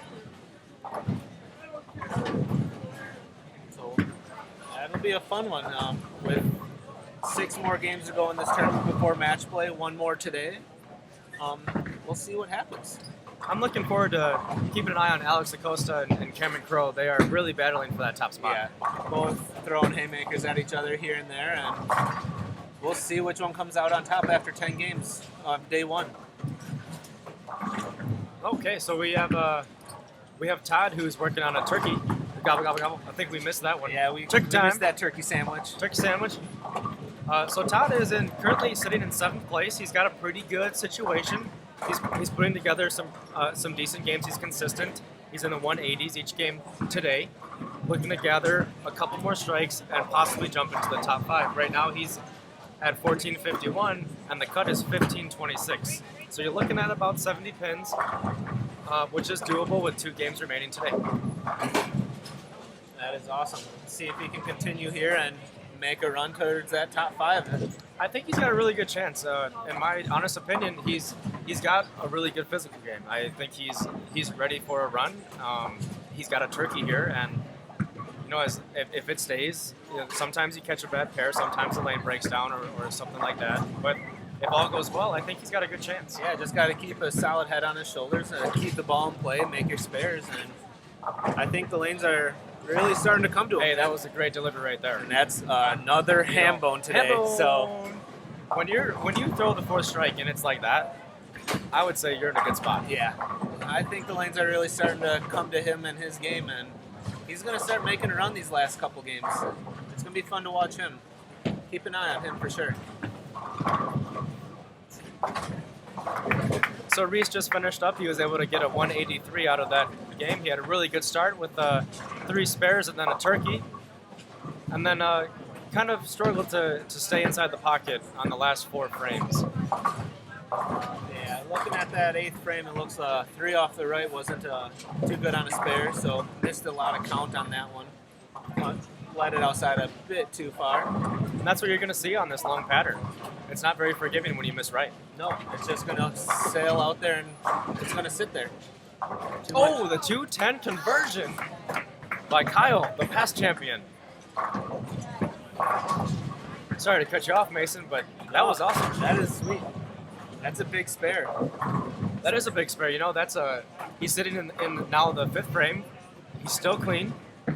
He's got 79 in the 4th.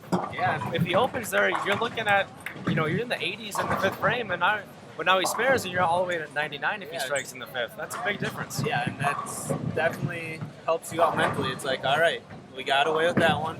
Let's focus on this next shot and keep it in play and hope for the best. See if George can finish out with a turkey to save a 150 game for himself.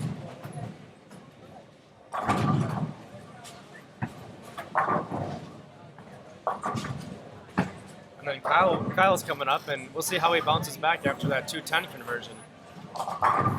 Good shot there by George. 10 back. Yeah, he had a good look.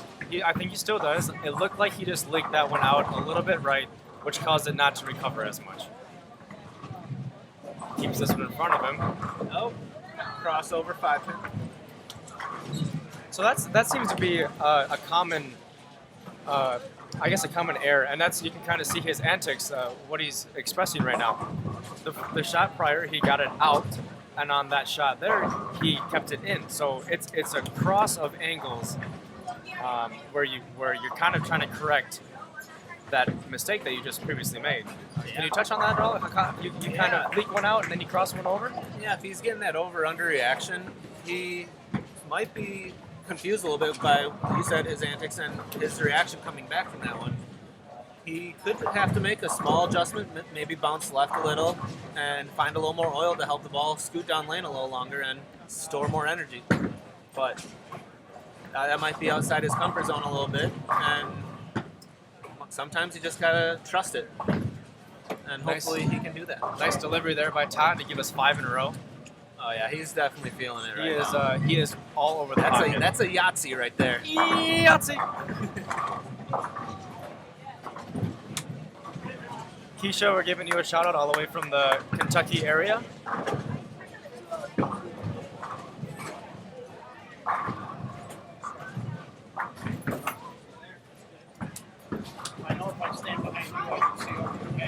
And we're right into it here, Mason. We got the next group coming in, and they are not wasting any time. Here, so let's see who We got. are off and going. This is very unlike college bowling, if we were to relate to it.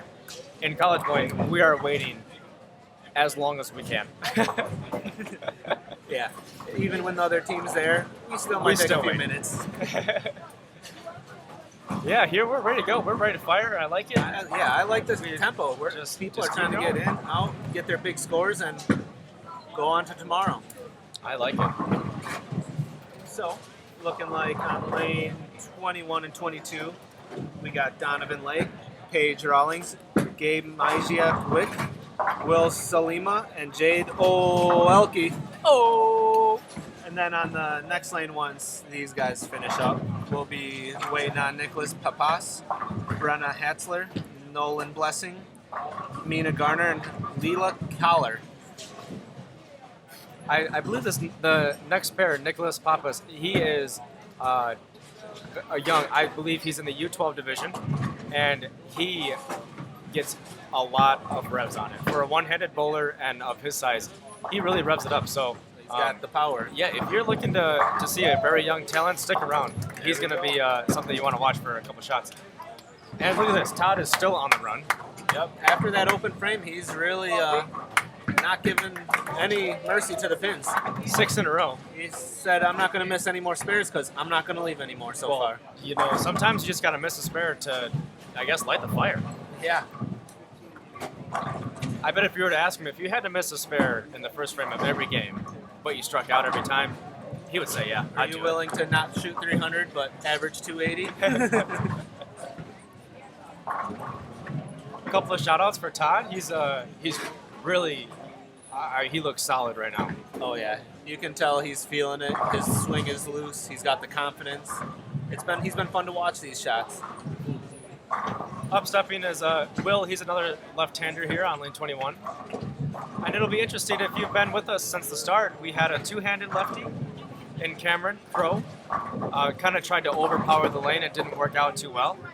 He had a game in the 160s, I believe so. 60s or low 70s maybe. And then we had Bailey Delrose come in, who's a slower ball speed, lower rev rate. And she put together a pretty good game in the 180s. Yep.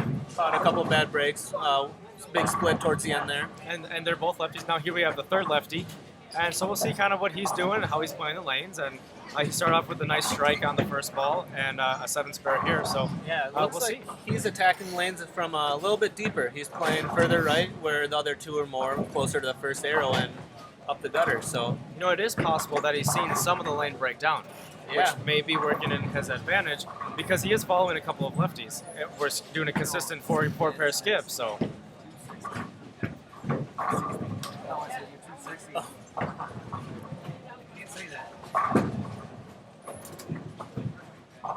Nice spare conversion there. That's tough. You're going out that right to left, and you have the rail, pointing left to right.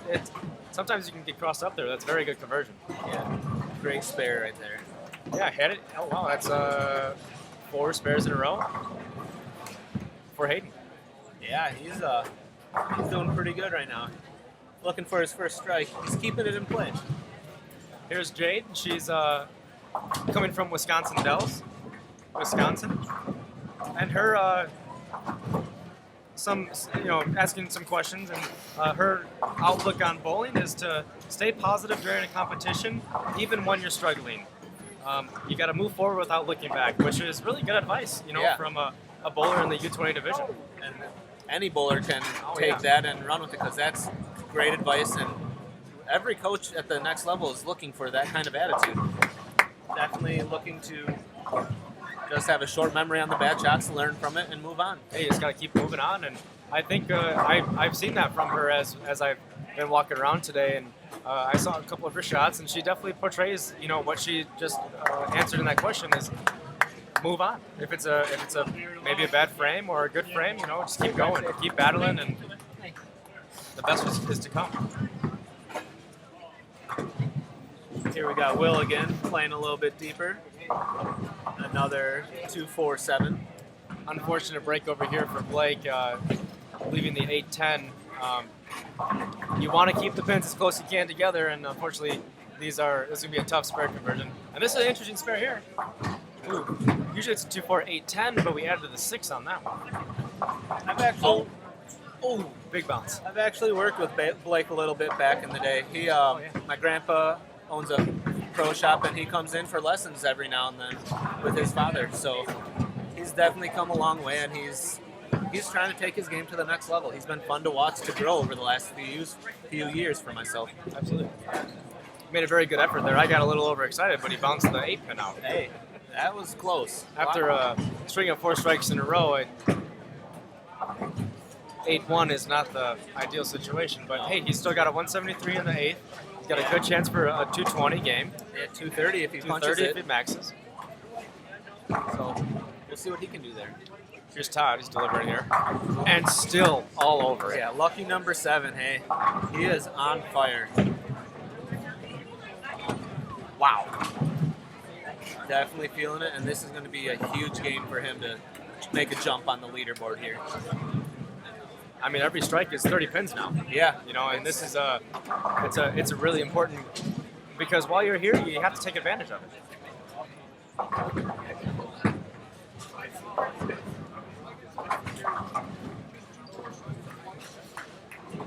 Gabe converts a nice spare on lane 21. He's another two-handed bowler out here.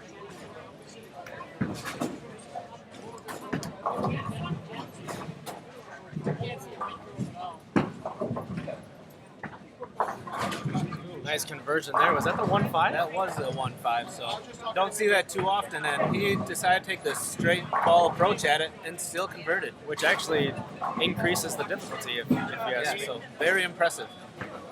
He's showing off for the live stream. He is. Don't blame him.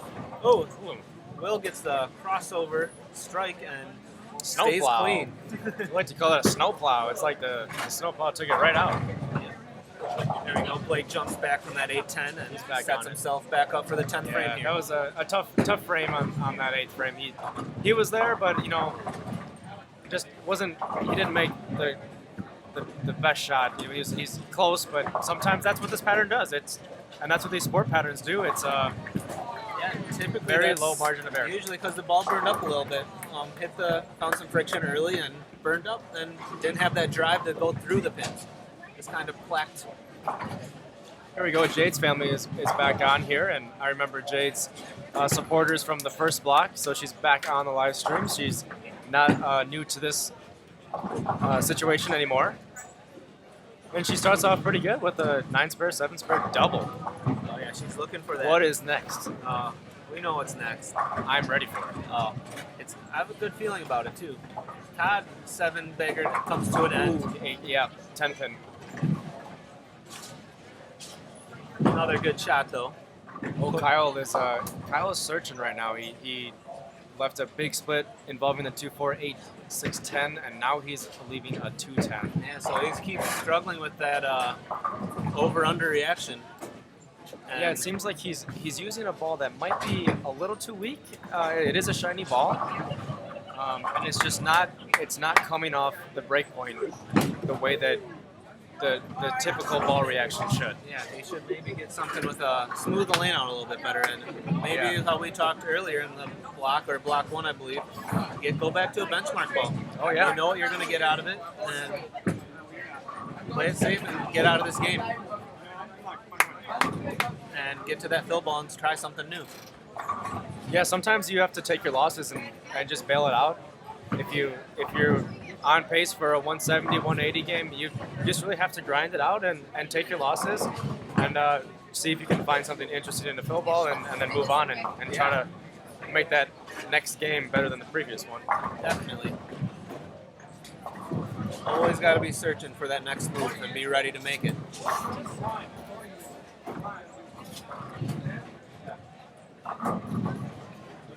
A lot of coaching going on. There must be some transition that our athletes are seeing, and a lot of questions are being asked. We're standing over here by a couple of coaches, and a lot of players are stopping by as they switch lanes. Oh yeah, coach is quite busy right now, so definitely no time to use the bathroom or anything. All right, Jade. Let's see if she can get this turkey. 2 and looking for a lot of help here. Looks like she let that one pushed it across her body a little bit. So, yep, 7 spare here would be nice to convert this. It's an unusual lead with 1-3-5, especially for the righties. It's gonna be challenging to get the sleeper out. Is it a sleeper still? Yeah.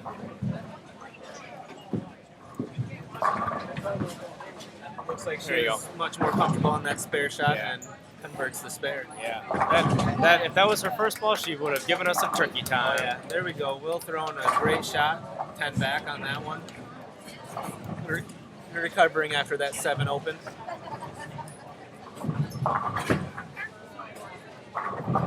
Blake with a nice spare to get him that bonus shot in the 10th frame for a 2-teen if he gets the strike.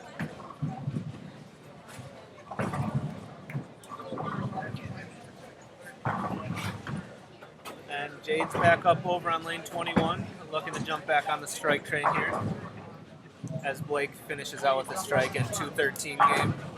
Solid game for Blake. That's definitely above the scoring pace as a whole for his division. So he'll see a jump in the standings. He's going to be pleased after that one. Oh yeah, that was after that rough 8-10 and single pin miss in the game. So definitely could have been a 230, if not better.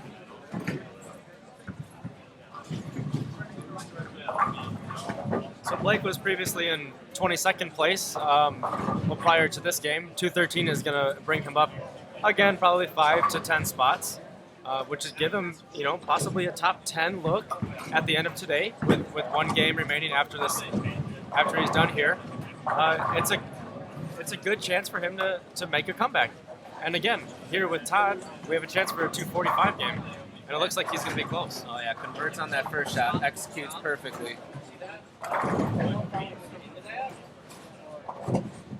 Oh. And as I mentioned at the start of this game, Todd is sitting in 7th place, and he's battling for that 5th place position. So, a 245 game here is really going to bring him close to that top 5 position. Yeah, one more strike here, and he can be real happy about that. I know he missed a couple of makeable spares there, but 245 is nothing to shake your head about. He was exactly 77 pins away from the 5th place position. So, this 245, if the other bowler shoots a 170, he's going to jump right up there. Big shot here for him. And Great shot, great delivery. That's a huge bonus right there of 21 pins there, or 11 pins rather than sparing. So, 9 spare, there's 234. A strike is 245. So, yeah, looking pretty good. Can't be too upset with this game right now. Although he did have two missed makeables, this could have been even a better game. Yeah, could have been a 260 easily. He lost 12 pins in the first frame, and then he lost 11 in the the 9th frame. So it comes down to spare shooting and getting count. Fortunately, he was able to put a lot of strikes around those. Yeah, those could be huge spares in the end of it. Yeah, especially in this position where you're in 7th place, you're battling, you're coming up on 5th. This is where it gets really tight. Yeah, he's going to need another big game to close today out and be in a really great position to make a run at that top 5 match play tomorrow. Ball change for him, and it came a little bit high, but that's okay. That's a good spot to test a ball change. Could you expand on that? Like, why would you leave the chance of not striking out there in the fill ball? I mean, you already got the 2 max pins he could have gotten for that frame is 30, and he already had a guaranteed 20. And if he felt like the look was starting to go away or not be ideal, might as well try a new ball, see if it stores more energy, goes through the pins a little bit better. Never hurts to try a new look. And it cost him at most right there 3 pins. Yeah, and you never know if maybe the next pair is going to play a little bit different. Yeah. And now, if it is, he's going to be able to switch immediately instead of thinking, oh, I wonder if this ball is going to work or if the other ball will. Now he knows exactly what it's going to do, and if he has to, he'll be ready. Yeah, that was a very smart move for him as a youth bowler. I'm sure his coach had something to do with it just to help him get a better look. Yeah, it looked like they had talked just before the 10th frame started, kind of their game plan of what they're going to do, and then he went immediately after the double and grabbed that ball change. Yep. Here's Donovan. Nice shot there, Had a Donovan. bad break last frame where he pocket 5-10 and just missed the 5 pin before, so he recovers with a nice strike there. And When we see you cheering for Donovan, we see you out there. Thanks for supporting. Thanks for tuning in.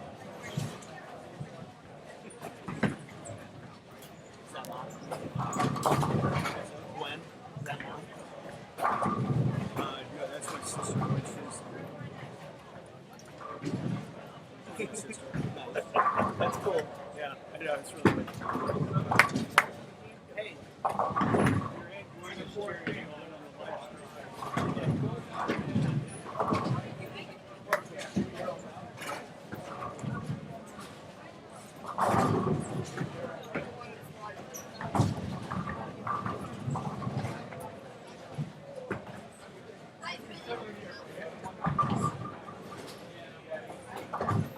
All right, looking like we're finally getting game 9 underway for lanes 23 and 24. We got Nicholas Papas, Brenna Hartzler, Nolan Blessing, Mina Garner, and Leela Kaller. So we'll see what they can put together for game 4 of this block and game 9 overall. Yeah, Noah Blessing is a pretty good bowler out of the Ohio area. He's made a couple of runs out at Junior Gold and a couple of EYTs as well. He's a two-handed bowler, very good head on his shoulders. He's an even keel, very kind. I got to spend some time with him in between blocks, and yeah, he's a mature young adult. At his age, he's handled himself really well, and he's a really good bowler. It looks like Donovan's got his fan group growing a little bit from Christina Bieber over here, so we'll be sure he can hear that one as well. So here's Nicholas Papas. I was anxiously waiting his appearance on live stream. He's got a very good game. He's got a one-handed approach, which is, I would say it's starting to fade away, the one-handed approach for all these youth athletes. They're going more towards two-handed, but he gets a lot of reds on it for a one-hander. Oh yeah, for as young and little as he is as well. That's quite impressive.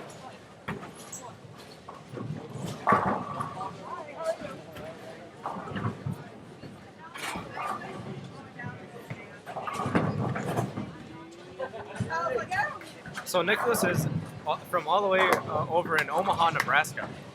Oh wow! So he made the haul over here for this tournament. Yeah, he's part of the class of 2025. He's got a lot of years ahead of him. That just goes to show you what kind of tournament Diandra's running here. It's a great atmosphere, very professional, and people from all over the country are coming to bowl in the Midwest and compete in her tournaments. It's a great opportunity, and if you have any friends or family, kids that want to come out here, be sure to sign them up at the Elite Youth Tour Facebook page. And you can just hit the Sign Me Up tab and answer a few questions about the age groups and a few fun questions like favorite bowling accomplishments, memories, what you like about it the most, and everything.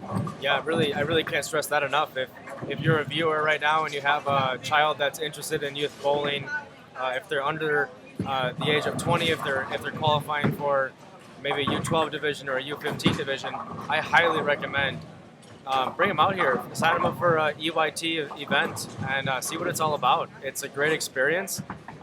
It's a challenging event that's going to really test your skills, and it's going to, at the end of the day, make you a better bowler.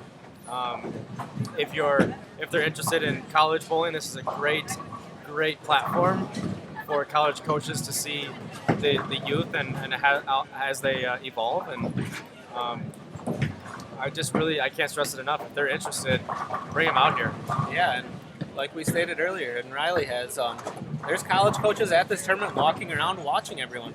They have booths set up where you can set up a visit and check the school out with all the information. They have pamphlets and everything, so a great opportunity to get your kid's name out here, or yourself out here, for colleges to start seeing you.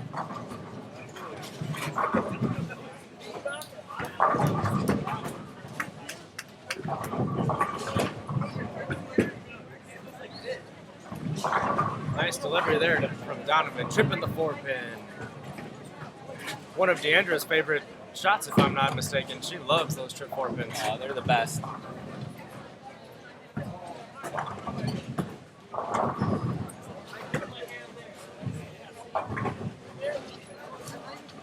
Looks like Noah had a change of shoes or something as he was making his trip down here. Might have had to change shoes to avoid stepping in any kind of liquids or sticky substances. So he's putting his shoes back on. He's ready to bowl.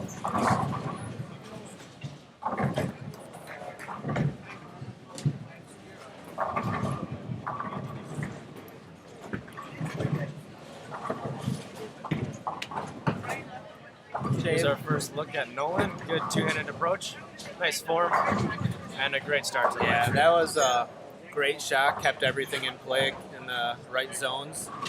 If he keeps doing that and keeps executing those shots, he could have a very good game right now. If he can keep repeating, that was impressive. So Nolan is coming from Cincinnati, Ohio. He's a part of the U20 division. Class of 2021, so he's got a couple of years left. College coaches, take notes. Oh yeah, with that game, I'm sure he won't have any issues finding a home in college. And his biggest, College bowling. accomplishment so far is actually the EYT Masters that he won last year in 2 years ago. Last year in 2018. So he's definitely looking to jump up on this leaderboard and He would, make a good run here. If he can take away this title, it'd be back-to-back years.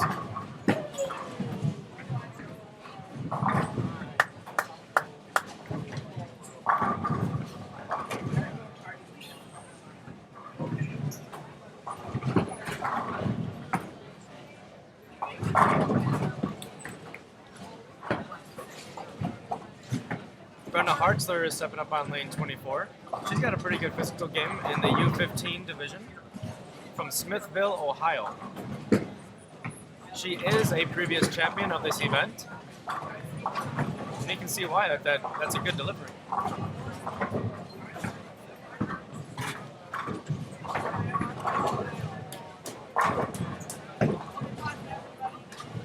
Brenna competed this summer at the Junior Gold Championships, where she made the first cut, and that was one of her goals, and she accomplished that. So one of her proudest moments throughout her bowling career. That's awesome. That's a big accomplishment. Only to grow from there.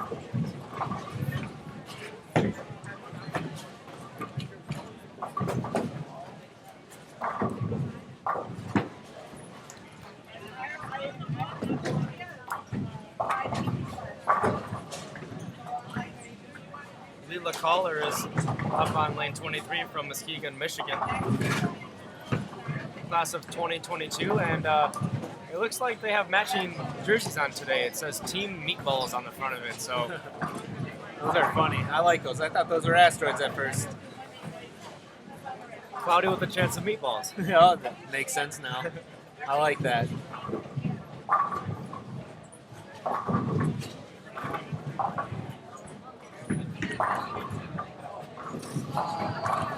Jade rounded out that game with a 187 game.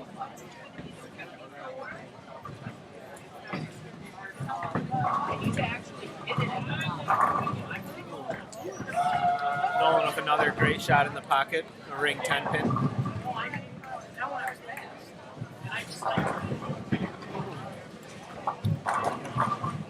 And there's our guy Nick with a nice mixer on that one. That's showing some power with his age. Yeah, Nolan's 10 pin there. It looked like it was a pretty good shot, but it looked like the ball may have gotten a little bit lazy in the middle of the lane. And what I mean by lazy is the ball started to read and then slow down. So it wanted to hook, but it didn't have enough energy left in the back end.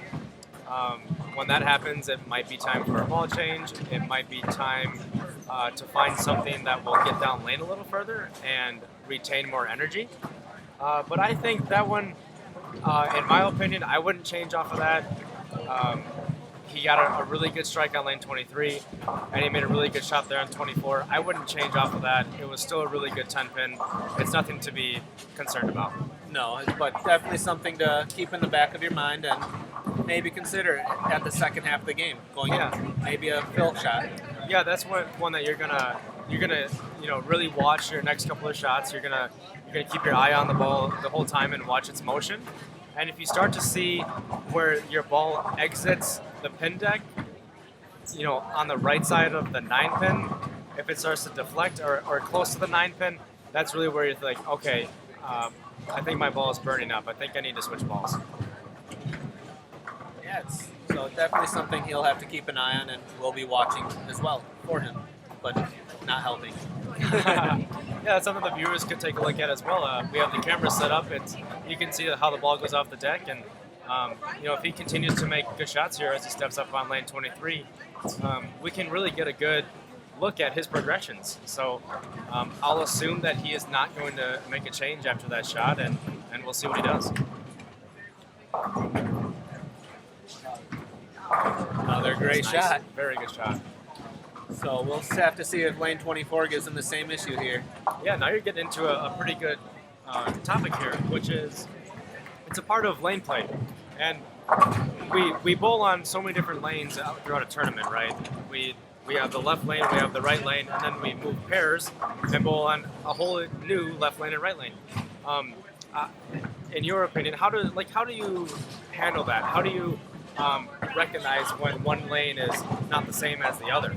Yeah, I mean, sometimes you'll have to move on one lane, not on the other. Right now, it looks like one left is only 3 shots.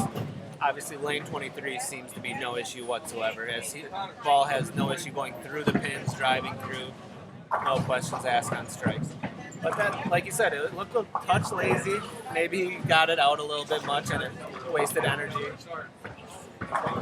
And, I mean, he might have to make a small adjustment just to get it to properly go through the pins the way he wants it to. So we'll have to watch that and see what happens. Yeah, I think a big thing, a lot of people might look at the lanes and, they all look the exact same, right? But that's not true. A very, very subtle changes to the earth is actually going to change the way that a lane is laying. Now, what I mean by that is it's called topography. So if one lane is playing different than another lane, it is possible that the topography is different. So topography is the lay of the land, right? There's hills and there's valleys that we have on a typical, maybe a golf course, for example, or on your drive home. You see hills and valleys. And that's the exact same thing that we see on a bowling lane, but to our viewers' eyes, we're not able to see that.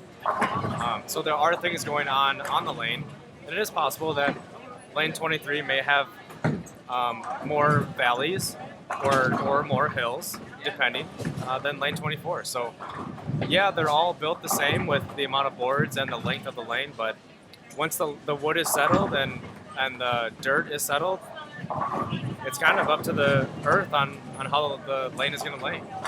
Yeah, definitely, and that's a great point. A lot of people don't take that into consideration or even know about it, so that's a great example of bringing that into play and explaining that, because that does make a huge difference. It could be the smallest of difference, but like you said, we just saw his ball be a little bit lazy there, and it looked like it was fighting uphill battle. Topography. Google that. Yes. Another interesting bowler we have on lanes 23 and 24 is Mina Garner. So she's from Royale, Illinois, not too far away, and she's competed in the U20 division and the class of 2020. So an interesting fact about her is she just recently switched to two-hand. As a female, not too many of them nowadays, but it's increasing in numbers. And she previously was a one-hander, now she's two-handed. So it's been a lot of time growing as a two-hander, mentally and physically. There's Nolan again. Looks like he may have figured it out or threw that one a little bit better from his last shot as he doubles up there.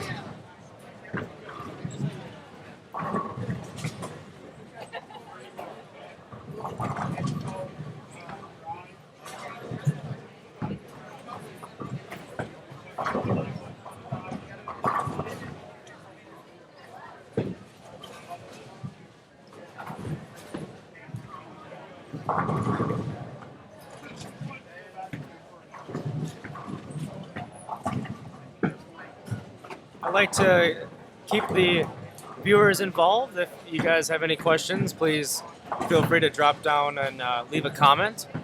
If you have any shout outs, leave that there as well. Any questions, comments, any information that you want to learn about. If there's anything that you guys want to hear us talk about, we're open to any suggestions. Anything regarding bowling, youth bowling, adult bowling, professional bowling. We have seen it all. So I'm here with Mason Petrin. I'm Riley Smith. We're both formerly collegiate bowlers. Both of us have competed at the highest level. A couple of professional events and college tournaments. We have won national championships. So, any questions? We're happy. Tomorrow morning. So hold on to your tickets. We're gonna do the drawing so that we don't have to interrupt your bowling to draw all the prizes. So hold on to your tickets. We're gonna do it first thing in the morning, and then we're gonna have another additional raffle tomorrow as well.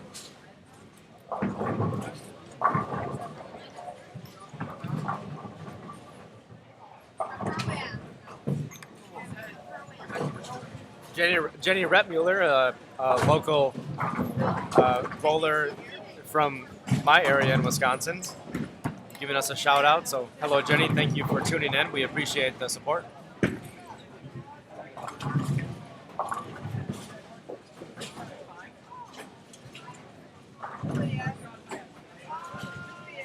See if Nolan can stay hot on this left lane here.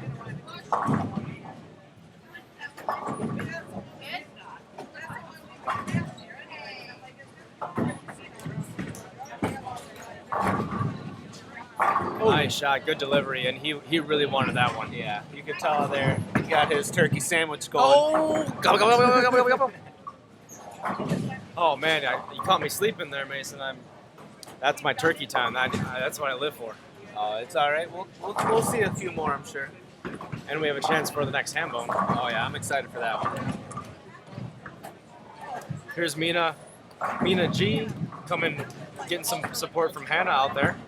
Looks like a good shot. Very. Oh, stuff 8-pin. Give me a break. That is a terrible break, and you can tell she is not happy with that one. I feel the same way, Mina. I feel the same way.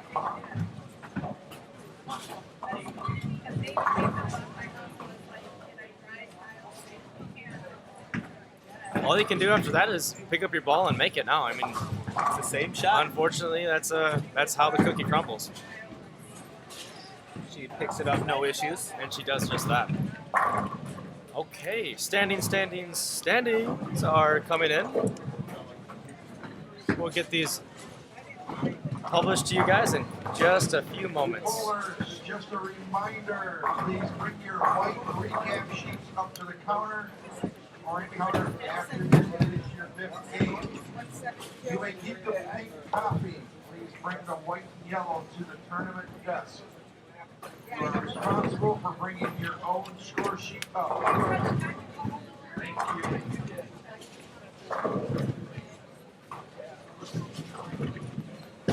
Okay, listen up as we have standings after 9 games.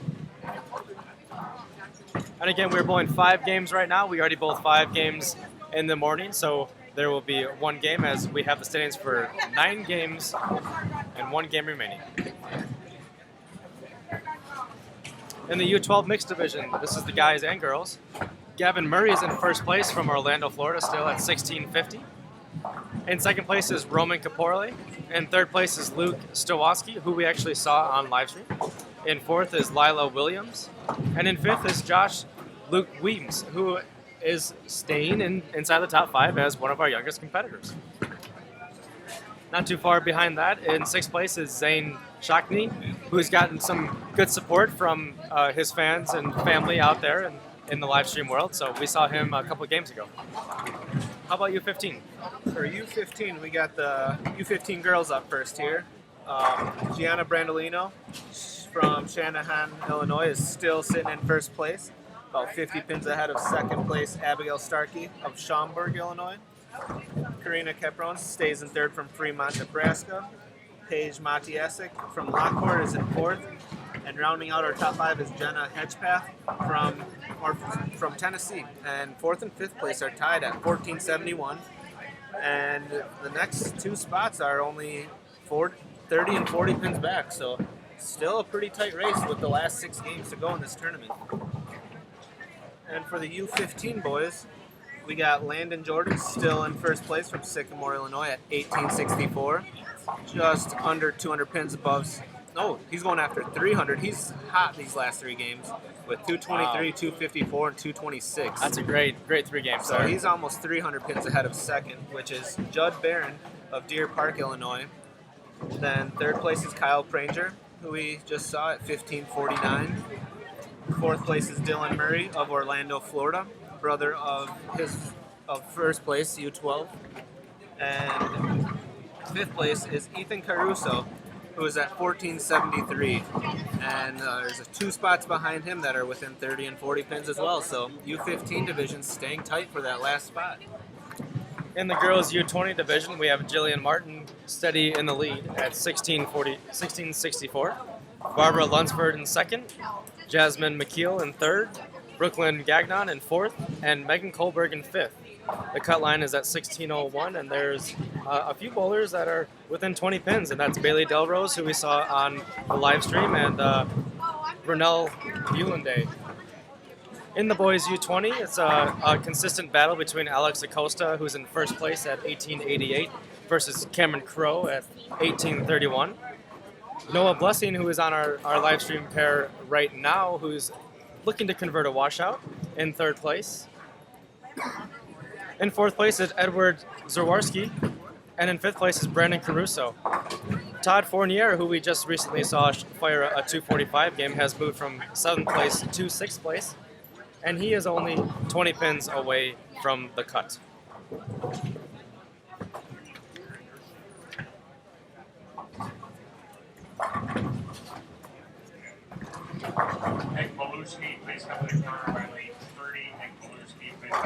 So as we wrap up here, it's been a pleasure. It's been an awesome time commentating and being alongside all of you guys. Thank you for tuning in. If you're new or been here all day, I appreciate the support. The EYT appreciates the support. I've had a blast. Yeah, this has been a great first experience. We couldn't thank you guys enough for supporting your families and being fans of all these youth bowlers, all 115 of them competing this weekend. And make sure to tune in tomorrow and listen to these guys as well. Do you know what time tomorrow in the morning? I'm going to tell you. Tomorrow morning, you can look for us at approximately 9 a.m. Central Time. We'll be bringing you 5 more games of qualifying on a medium pattern of the same field. So we'll have a U12, U15, and U20 bowlers all throughout the center here in Stardust of Addison, Illinois. We have 40 lanes, 115 bowlers, and they're all looking forward to seeing you guys support them. So if you guys have family, friends, or anyone in between, please share this post and join us again in the morning. Even if you're just a fan of bowling, this is a great tournament with some great competition going on. Tight race to close out our top 5 in each division. It is a tight race. At one point today, Mason, we saw the U15 girls had 3 people tied. Yeah, for the last few spots. And then, I mean, there at one point 2 people tied, 3 people tied, and it's been like that all day. At some points, we've seen 20 or 30 pin separations, but then the next game, it just flips again. Yeah, it's back to within 10. So just a few spares away from these standings being flipped all over the place. Here's Brenna. She's looking to put together a solid game here. She has 130 in the 7th, and she's looking to set herself up here for the 10th frame, foundation frame. Looks pretty good off her hand here. It crosses over. Caught a hook spot. She's looking to convert that and close this game out with a solid game. Here's the 2-handed Mina. Ooh, cuts through the face. Never a fun split. She's going to look at going to the right side of the 3-pin here where she'll convert the 3-6, and then the 3-pin will go over and knock the 4 into the 7 if it all goes as planned. Hoping to see that today. Oh boy, our fella Nolan is struggling these last 3 frames. Yeah, we got distracted with those updates, and I don't think he had our support for a little bit there. Oh, she converted gets it. the spare. Just as she Big planned spare, it. Big spare there. Setting herself up for the 9th frame, or for the 10th frame in the 9th frame. Foundation frame. Good spare. Ball change. With the ball change. And it works. And it looks like it was a great change. He might have just got behind the move. Yeah. That's if he were to go back and look at the tape, and he's going to watch this live stream again when he gets home probably and see, yeah, I probably stuck with that other ball a little too long. We saw that flat 10 in the second frame, and we were like Questioning it already. This might be time, and it got to him in the sixth frame, 6th, 7th, 8th frame, and it's good to have eyes, watch as a coach and stuff, but sometimes as a bowler, you just got to learn from this now. Yeah. Like to give a shout out to Archie Leach over there. Thank you for the great job. Look forward to seeing you tomorrow, I hope. 9 a.m.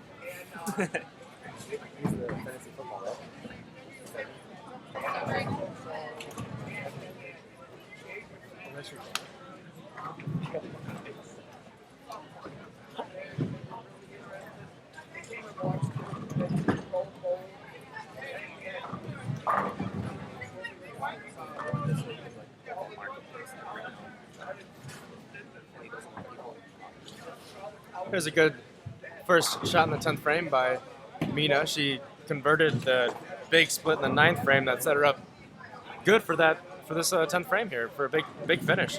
She converted the 3, 4, 6, 7. It's a lot of pins up there and got them all. And very impressive. I mean, that was her second split conversion this game. A little bit outside. Oh. Leaves the 2 pin. It was trying to lean on it. Just spun the wrong way. Good shot by Nick there, leaving the 10 pin. It looks like Nick is using what would be less than 15 pounds, which is causing the ball to deflect a little bit. So yeah. Once he gets older and can handle a little bit more weight, probably he's going to be one heck of a bowler to watch. I agree with that. So that 10 pin, if you guys were watching on that one, the ball, you saw it deflect. So the ball didn't have enough energy. It wasn't strong enough to go through the pins. Instead, the pins were acting as if it was a wall.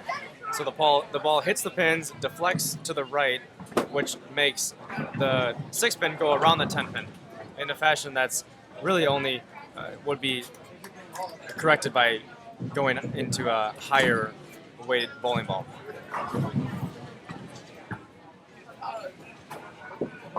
Oh, Hambo! Missed that turkey sandwich on a snowplow.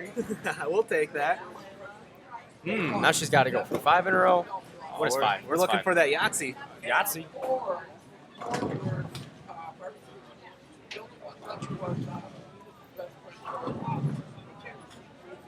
What if we could get a quick interview with someone?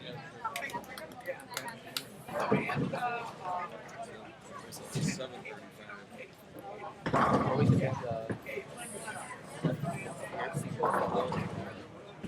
Oh, yeah.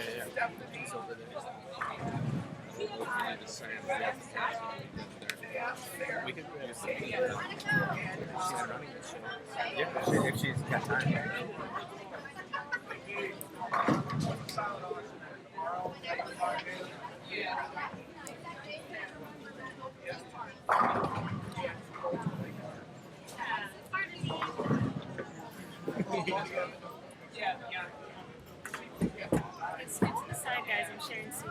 Leela looking to close out a nice game, and yeah, she did.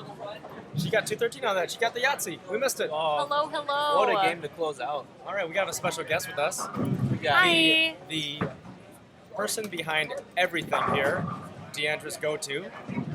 I mean, she's done an incredible job. Thanks. Welcome in, Sam. Hi. Hello, Elite Youth Tour. What do you all do here for us to help make this wheel turn? Well, basically I sell merchandise. That's like the big thing that I do. I cheer on all of our bowlers, both here and at other tournaments, including the college ones when I'm their opponent. And I'm basically just the support system for everyone.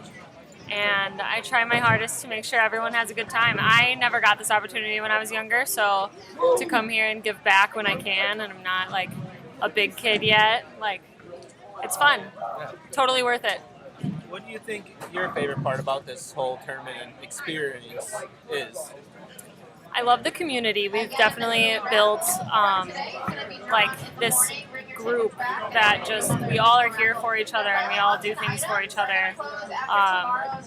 Yeah, I feel like we have all of these people that are here for everyone, you know, like you're obviously here for your kid and you're here for your family and your friends, but you're also here for everyone else who's bowling. And yeah, we're the biggest community ever. Yeah, it's one giant family. Yeah. And, I mean, this being our first weekend, I can already tell how closely knit everyone is when they get here. And everyone wants to get to know everyone and meet everyone and say hi. And these are going to be the people, these kids are going to remember that you're standing back here talking about them. And, you know, their uncle or their cousin could be listening to us right now talking. And then next time at Thanksgiving, they're going to think they're the coolest people ever because they're on the elite stream. Which, by the way, I made up that name. I'm just saying. That was all my idea. UIT live stream, and this is awesome. It's a good place. We're looking to, extend this further, and it's been a pleasure working with you guys. Sam, how long have you? This is my first event, Mason's first event. Sam, how long have you been here? So I actually I came here on mistake. I meant to just give something to Diandra one time, and then I stayed the whole entire day. So I actually was watching her kids, and she left something at her house. So I drove to Poplar Creek, and I gave it to her, and then I stayed the whole day. And then I just fell in love with it, and I was like, oh my gosh, I wish I had this when I was younger. And then it became like a passion of mine to like give back to the youth bowling community. And I met so many people who then I ended up meeting again in college and through college. And yeah, it's been amazing. And it's also helped me I love Storm. They have been amazing to me. Same with like Turbo. They've been amazing to me too. All the sponsors have been amazing to me personally, as well as like to the tour. So I networked a lot, which is something that I think kids really need to learn how to do, and something that's super important. So when you're like old, like me, you can like look back and have friends and everywhere. If you're old, we're ancient. Oh, that's a good point. This, like as Mason mentioned, this being my first event, I've had zero worries. Someone's always asking, "How are you doing? Do you need anything? Can I help you?" Yeah. Getting us set up. It's been someone's always there. Someone's always willing to help. It's just been a really really good experience. Yeah. And I think the way that the staff is, well, it always starts at the top. Diandra and Jason do a great job, and it flows down the stream from her supporters to all of her coworkers and stuff, and then into the bowlers as well. I mean, they see, the check-in, they see who's running the tournament. Diandra does a great job setting expectations, and the kids follow. Yeah, and like you can see even like Mabel, for instance, she is going above and beyond, and she's using the platform that she built herself, plus what Diandra has given her, and now she's going to one of the best schools in the country, not only for academics, but for bowling too, and she had to work hard for that. She grinded for that. And then you see like Cameron Crowe, he just did an interview with a little boy. This is the first time they ever met, but like Cameron knows his expectation is to be the leader in the group, and that's what he got from, people like me and people like you guys, even just being there and being that leader that people need. Yeah, it's been awesome. Yeah. Really, I mean, I can't really put into words. I mean, this is an awesome tournament. I can't stress enough. If any viewers out there have youth bowlers, highly, highly, highly suggest them to sign up for youth tournaments, especially these EYT tournaments. They are run so well. The competition is amazing. 115 athletes today across 40 lanes at a wonderful center in Addison, Illinois. It's top notch. This is a mini junior gold in one weekend. And we're about to be in Indiana, so come see us in Indiana in February. Don't fact check me on that. Actually, it might be January, but yeah. Yeah, you can check out the whole schedule on the Elite Youth Tour website. Just go in there, and it's very well laid out. Look at schedule, and then it shows you all the events with the dates. And then if you want to sign up there's a button. Go ahead and click that, submit the form, and then you'll be on your way to Indiana. Click the button. I dare you. All right. Well, I think that sums up day one. One final thank you to all of our sponsors: High Five Gear, Bowlers Journal, Turbo, Jason Belmonte and the Sportsmanship Award, and most importantly, Gail, for all that he's done and in helping this tour get off its feet and be where it is today. It couldn't be without all the support that we're where we are now. So, final thank you to Stardust Bolt for having us. It's been an amazing center. It's been an amazing time. Their staff has been great to us. It's a beautiful center. If you guys are ever in the area for Addison, make sure you check this out. It's a huge center, 70 lanes, a great 72 lanes, 82 lanes, 82 lanes. I've been saying 70 all day. 82 lanes. Come on out. It's a great time, and they'll treat you great. So from all of us at the EYT, we appreciate you guys tuning in. Make sure you come and check us out tomorrow morning, 9 a.m. Central Time. Awesome. Well,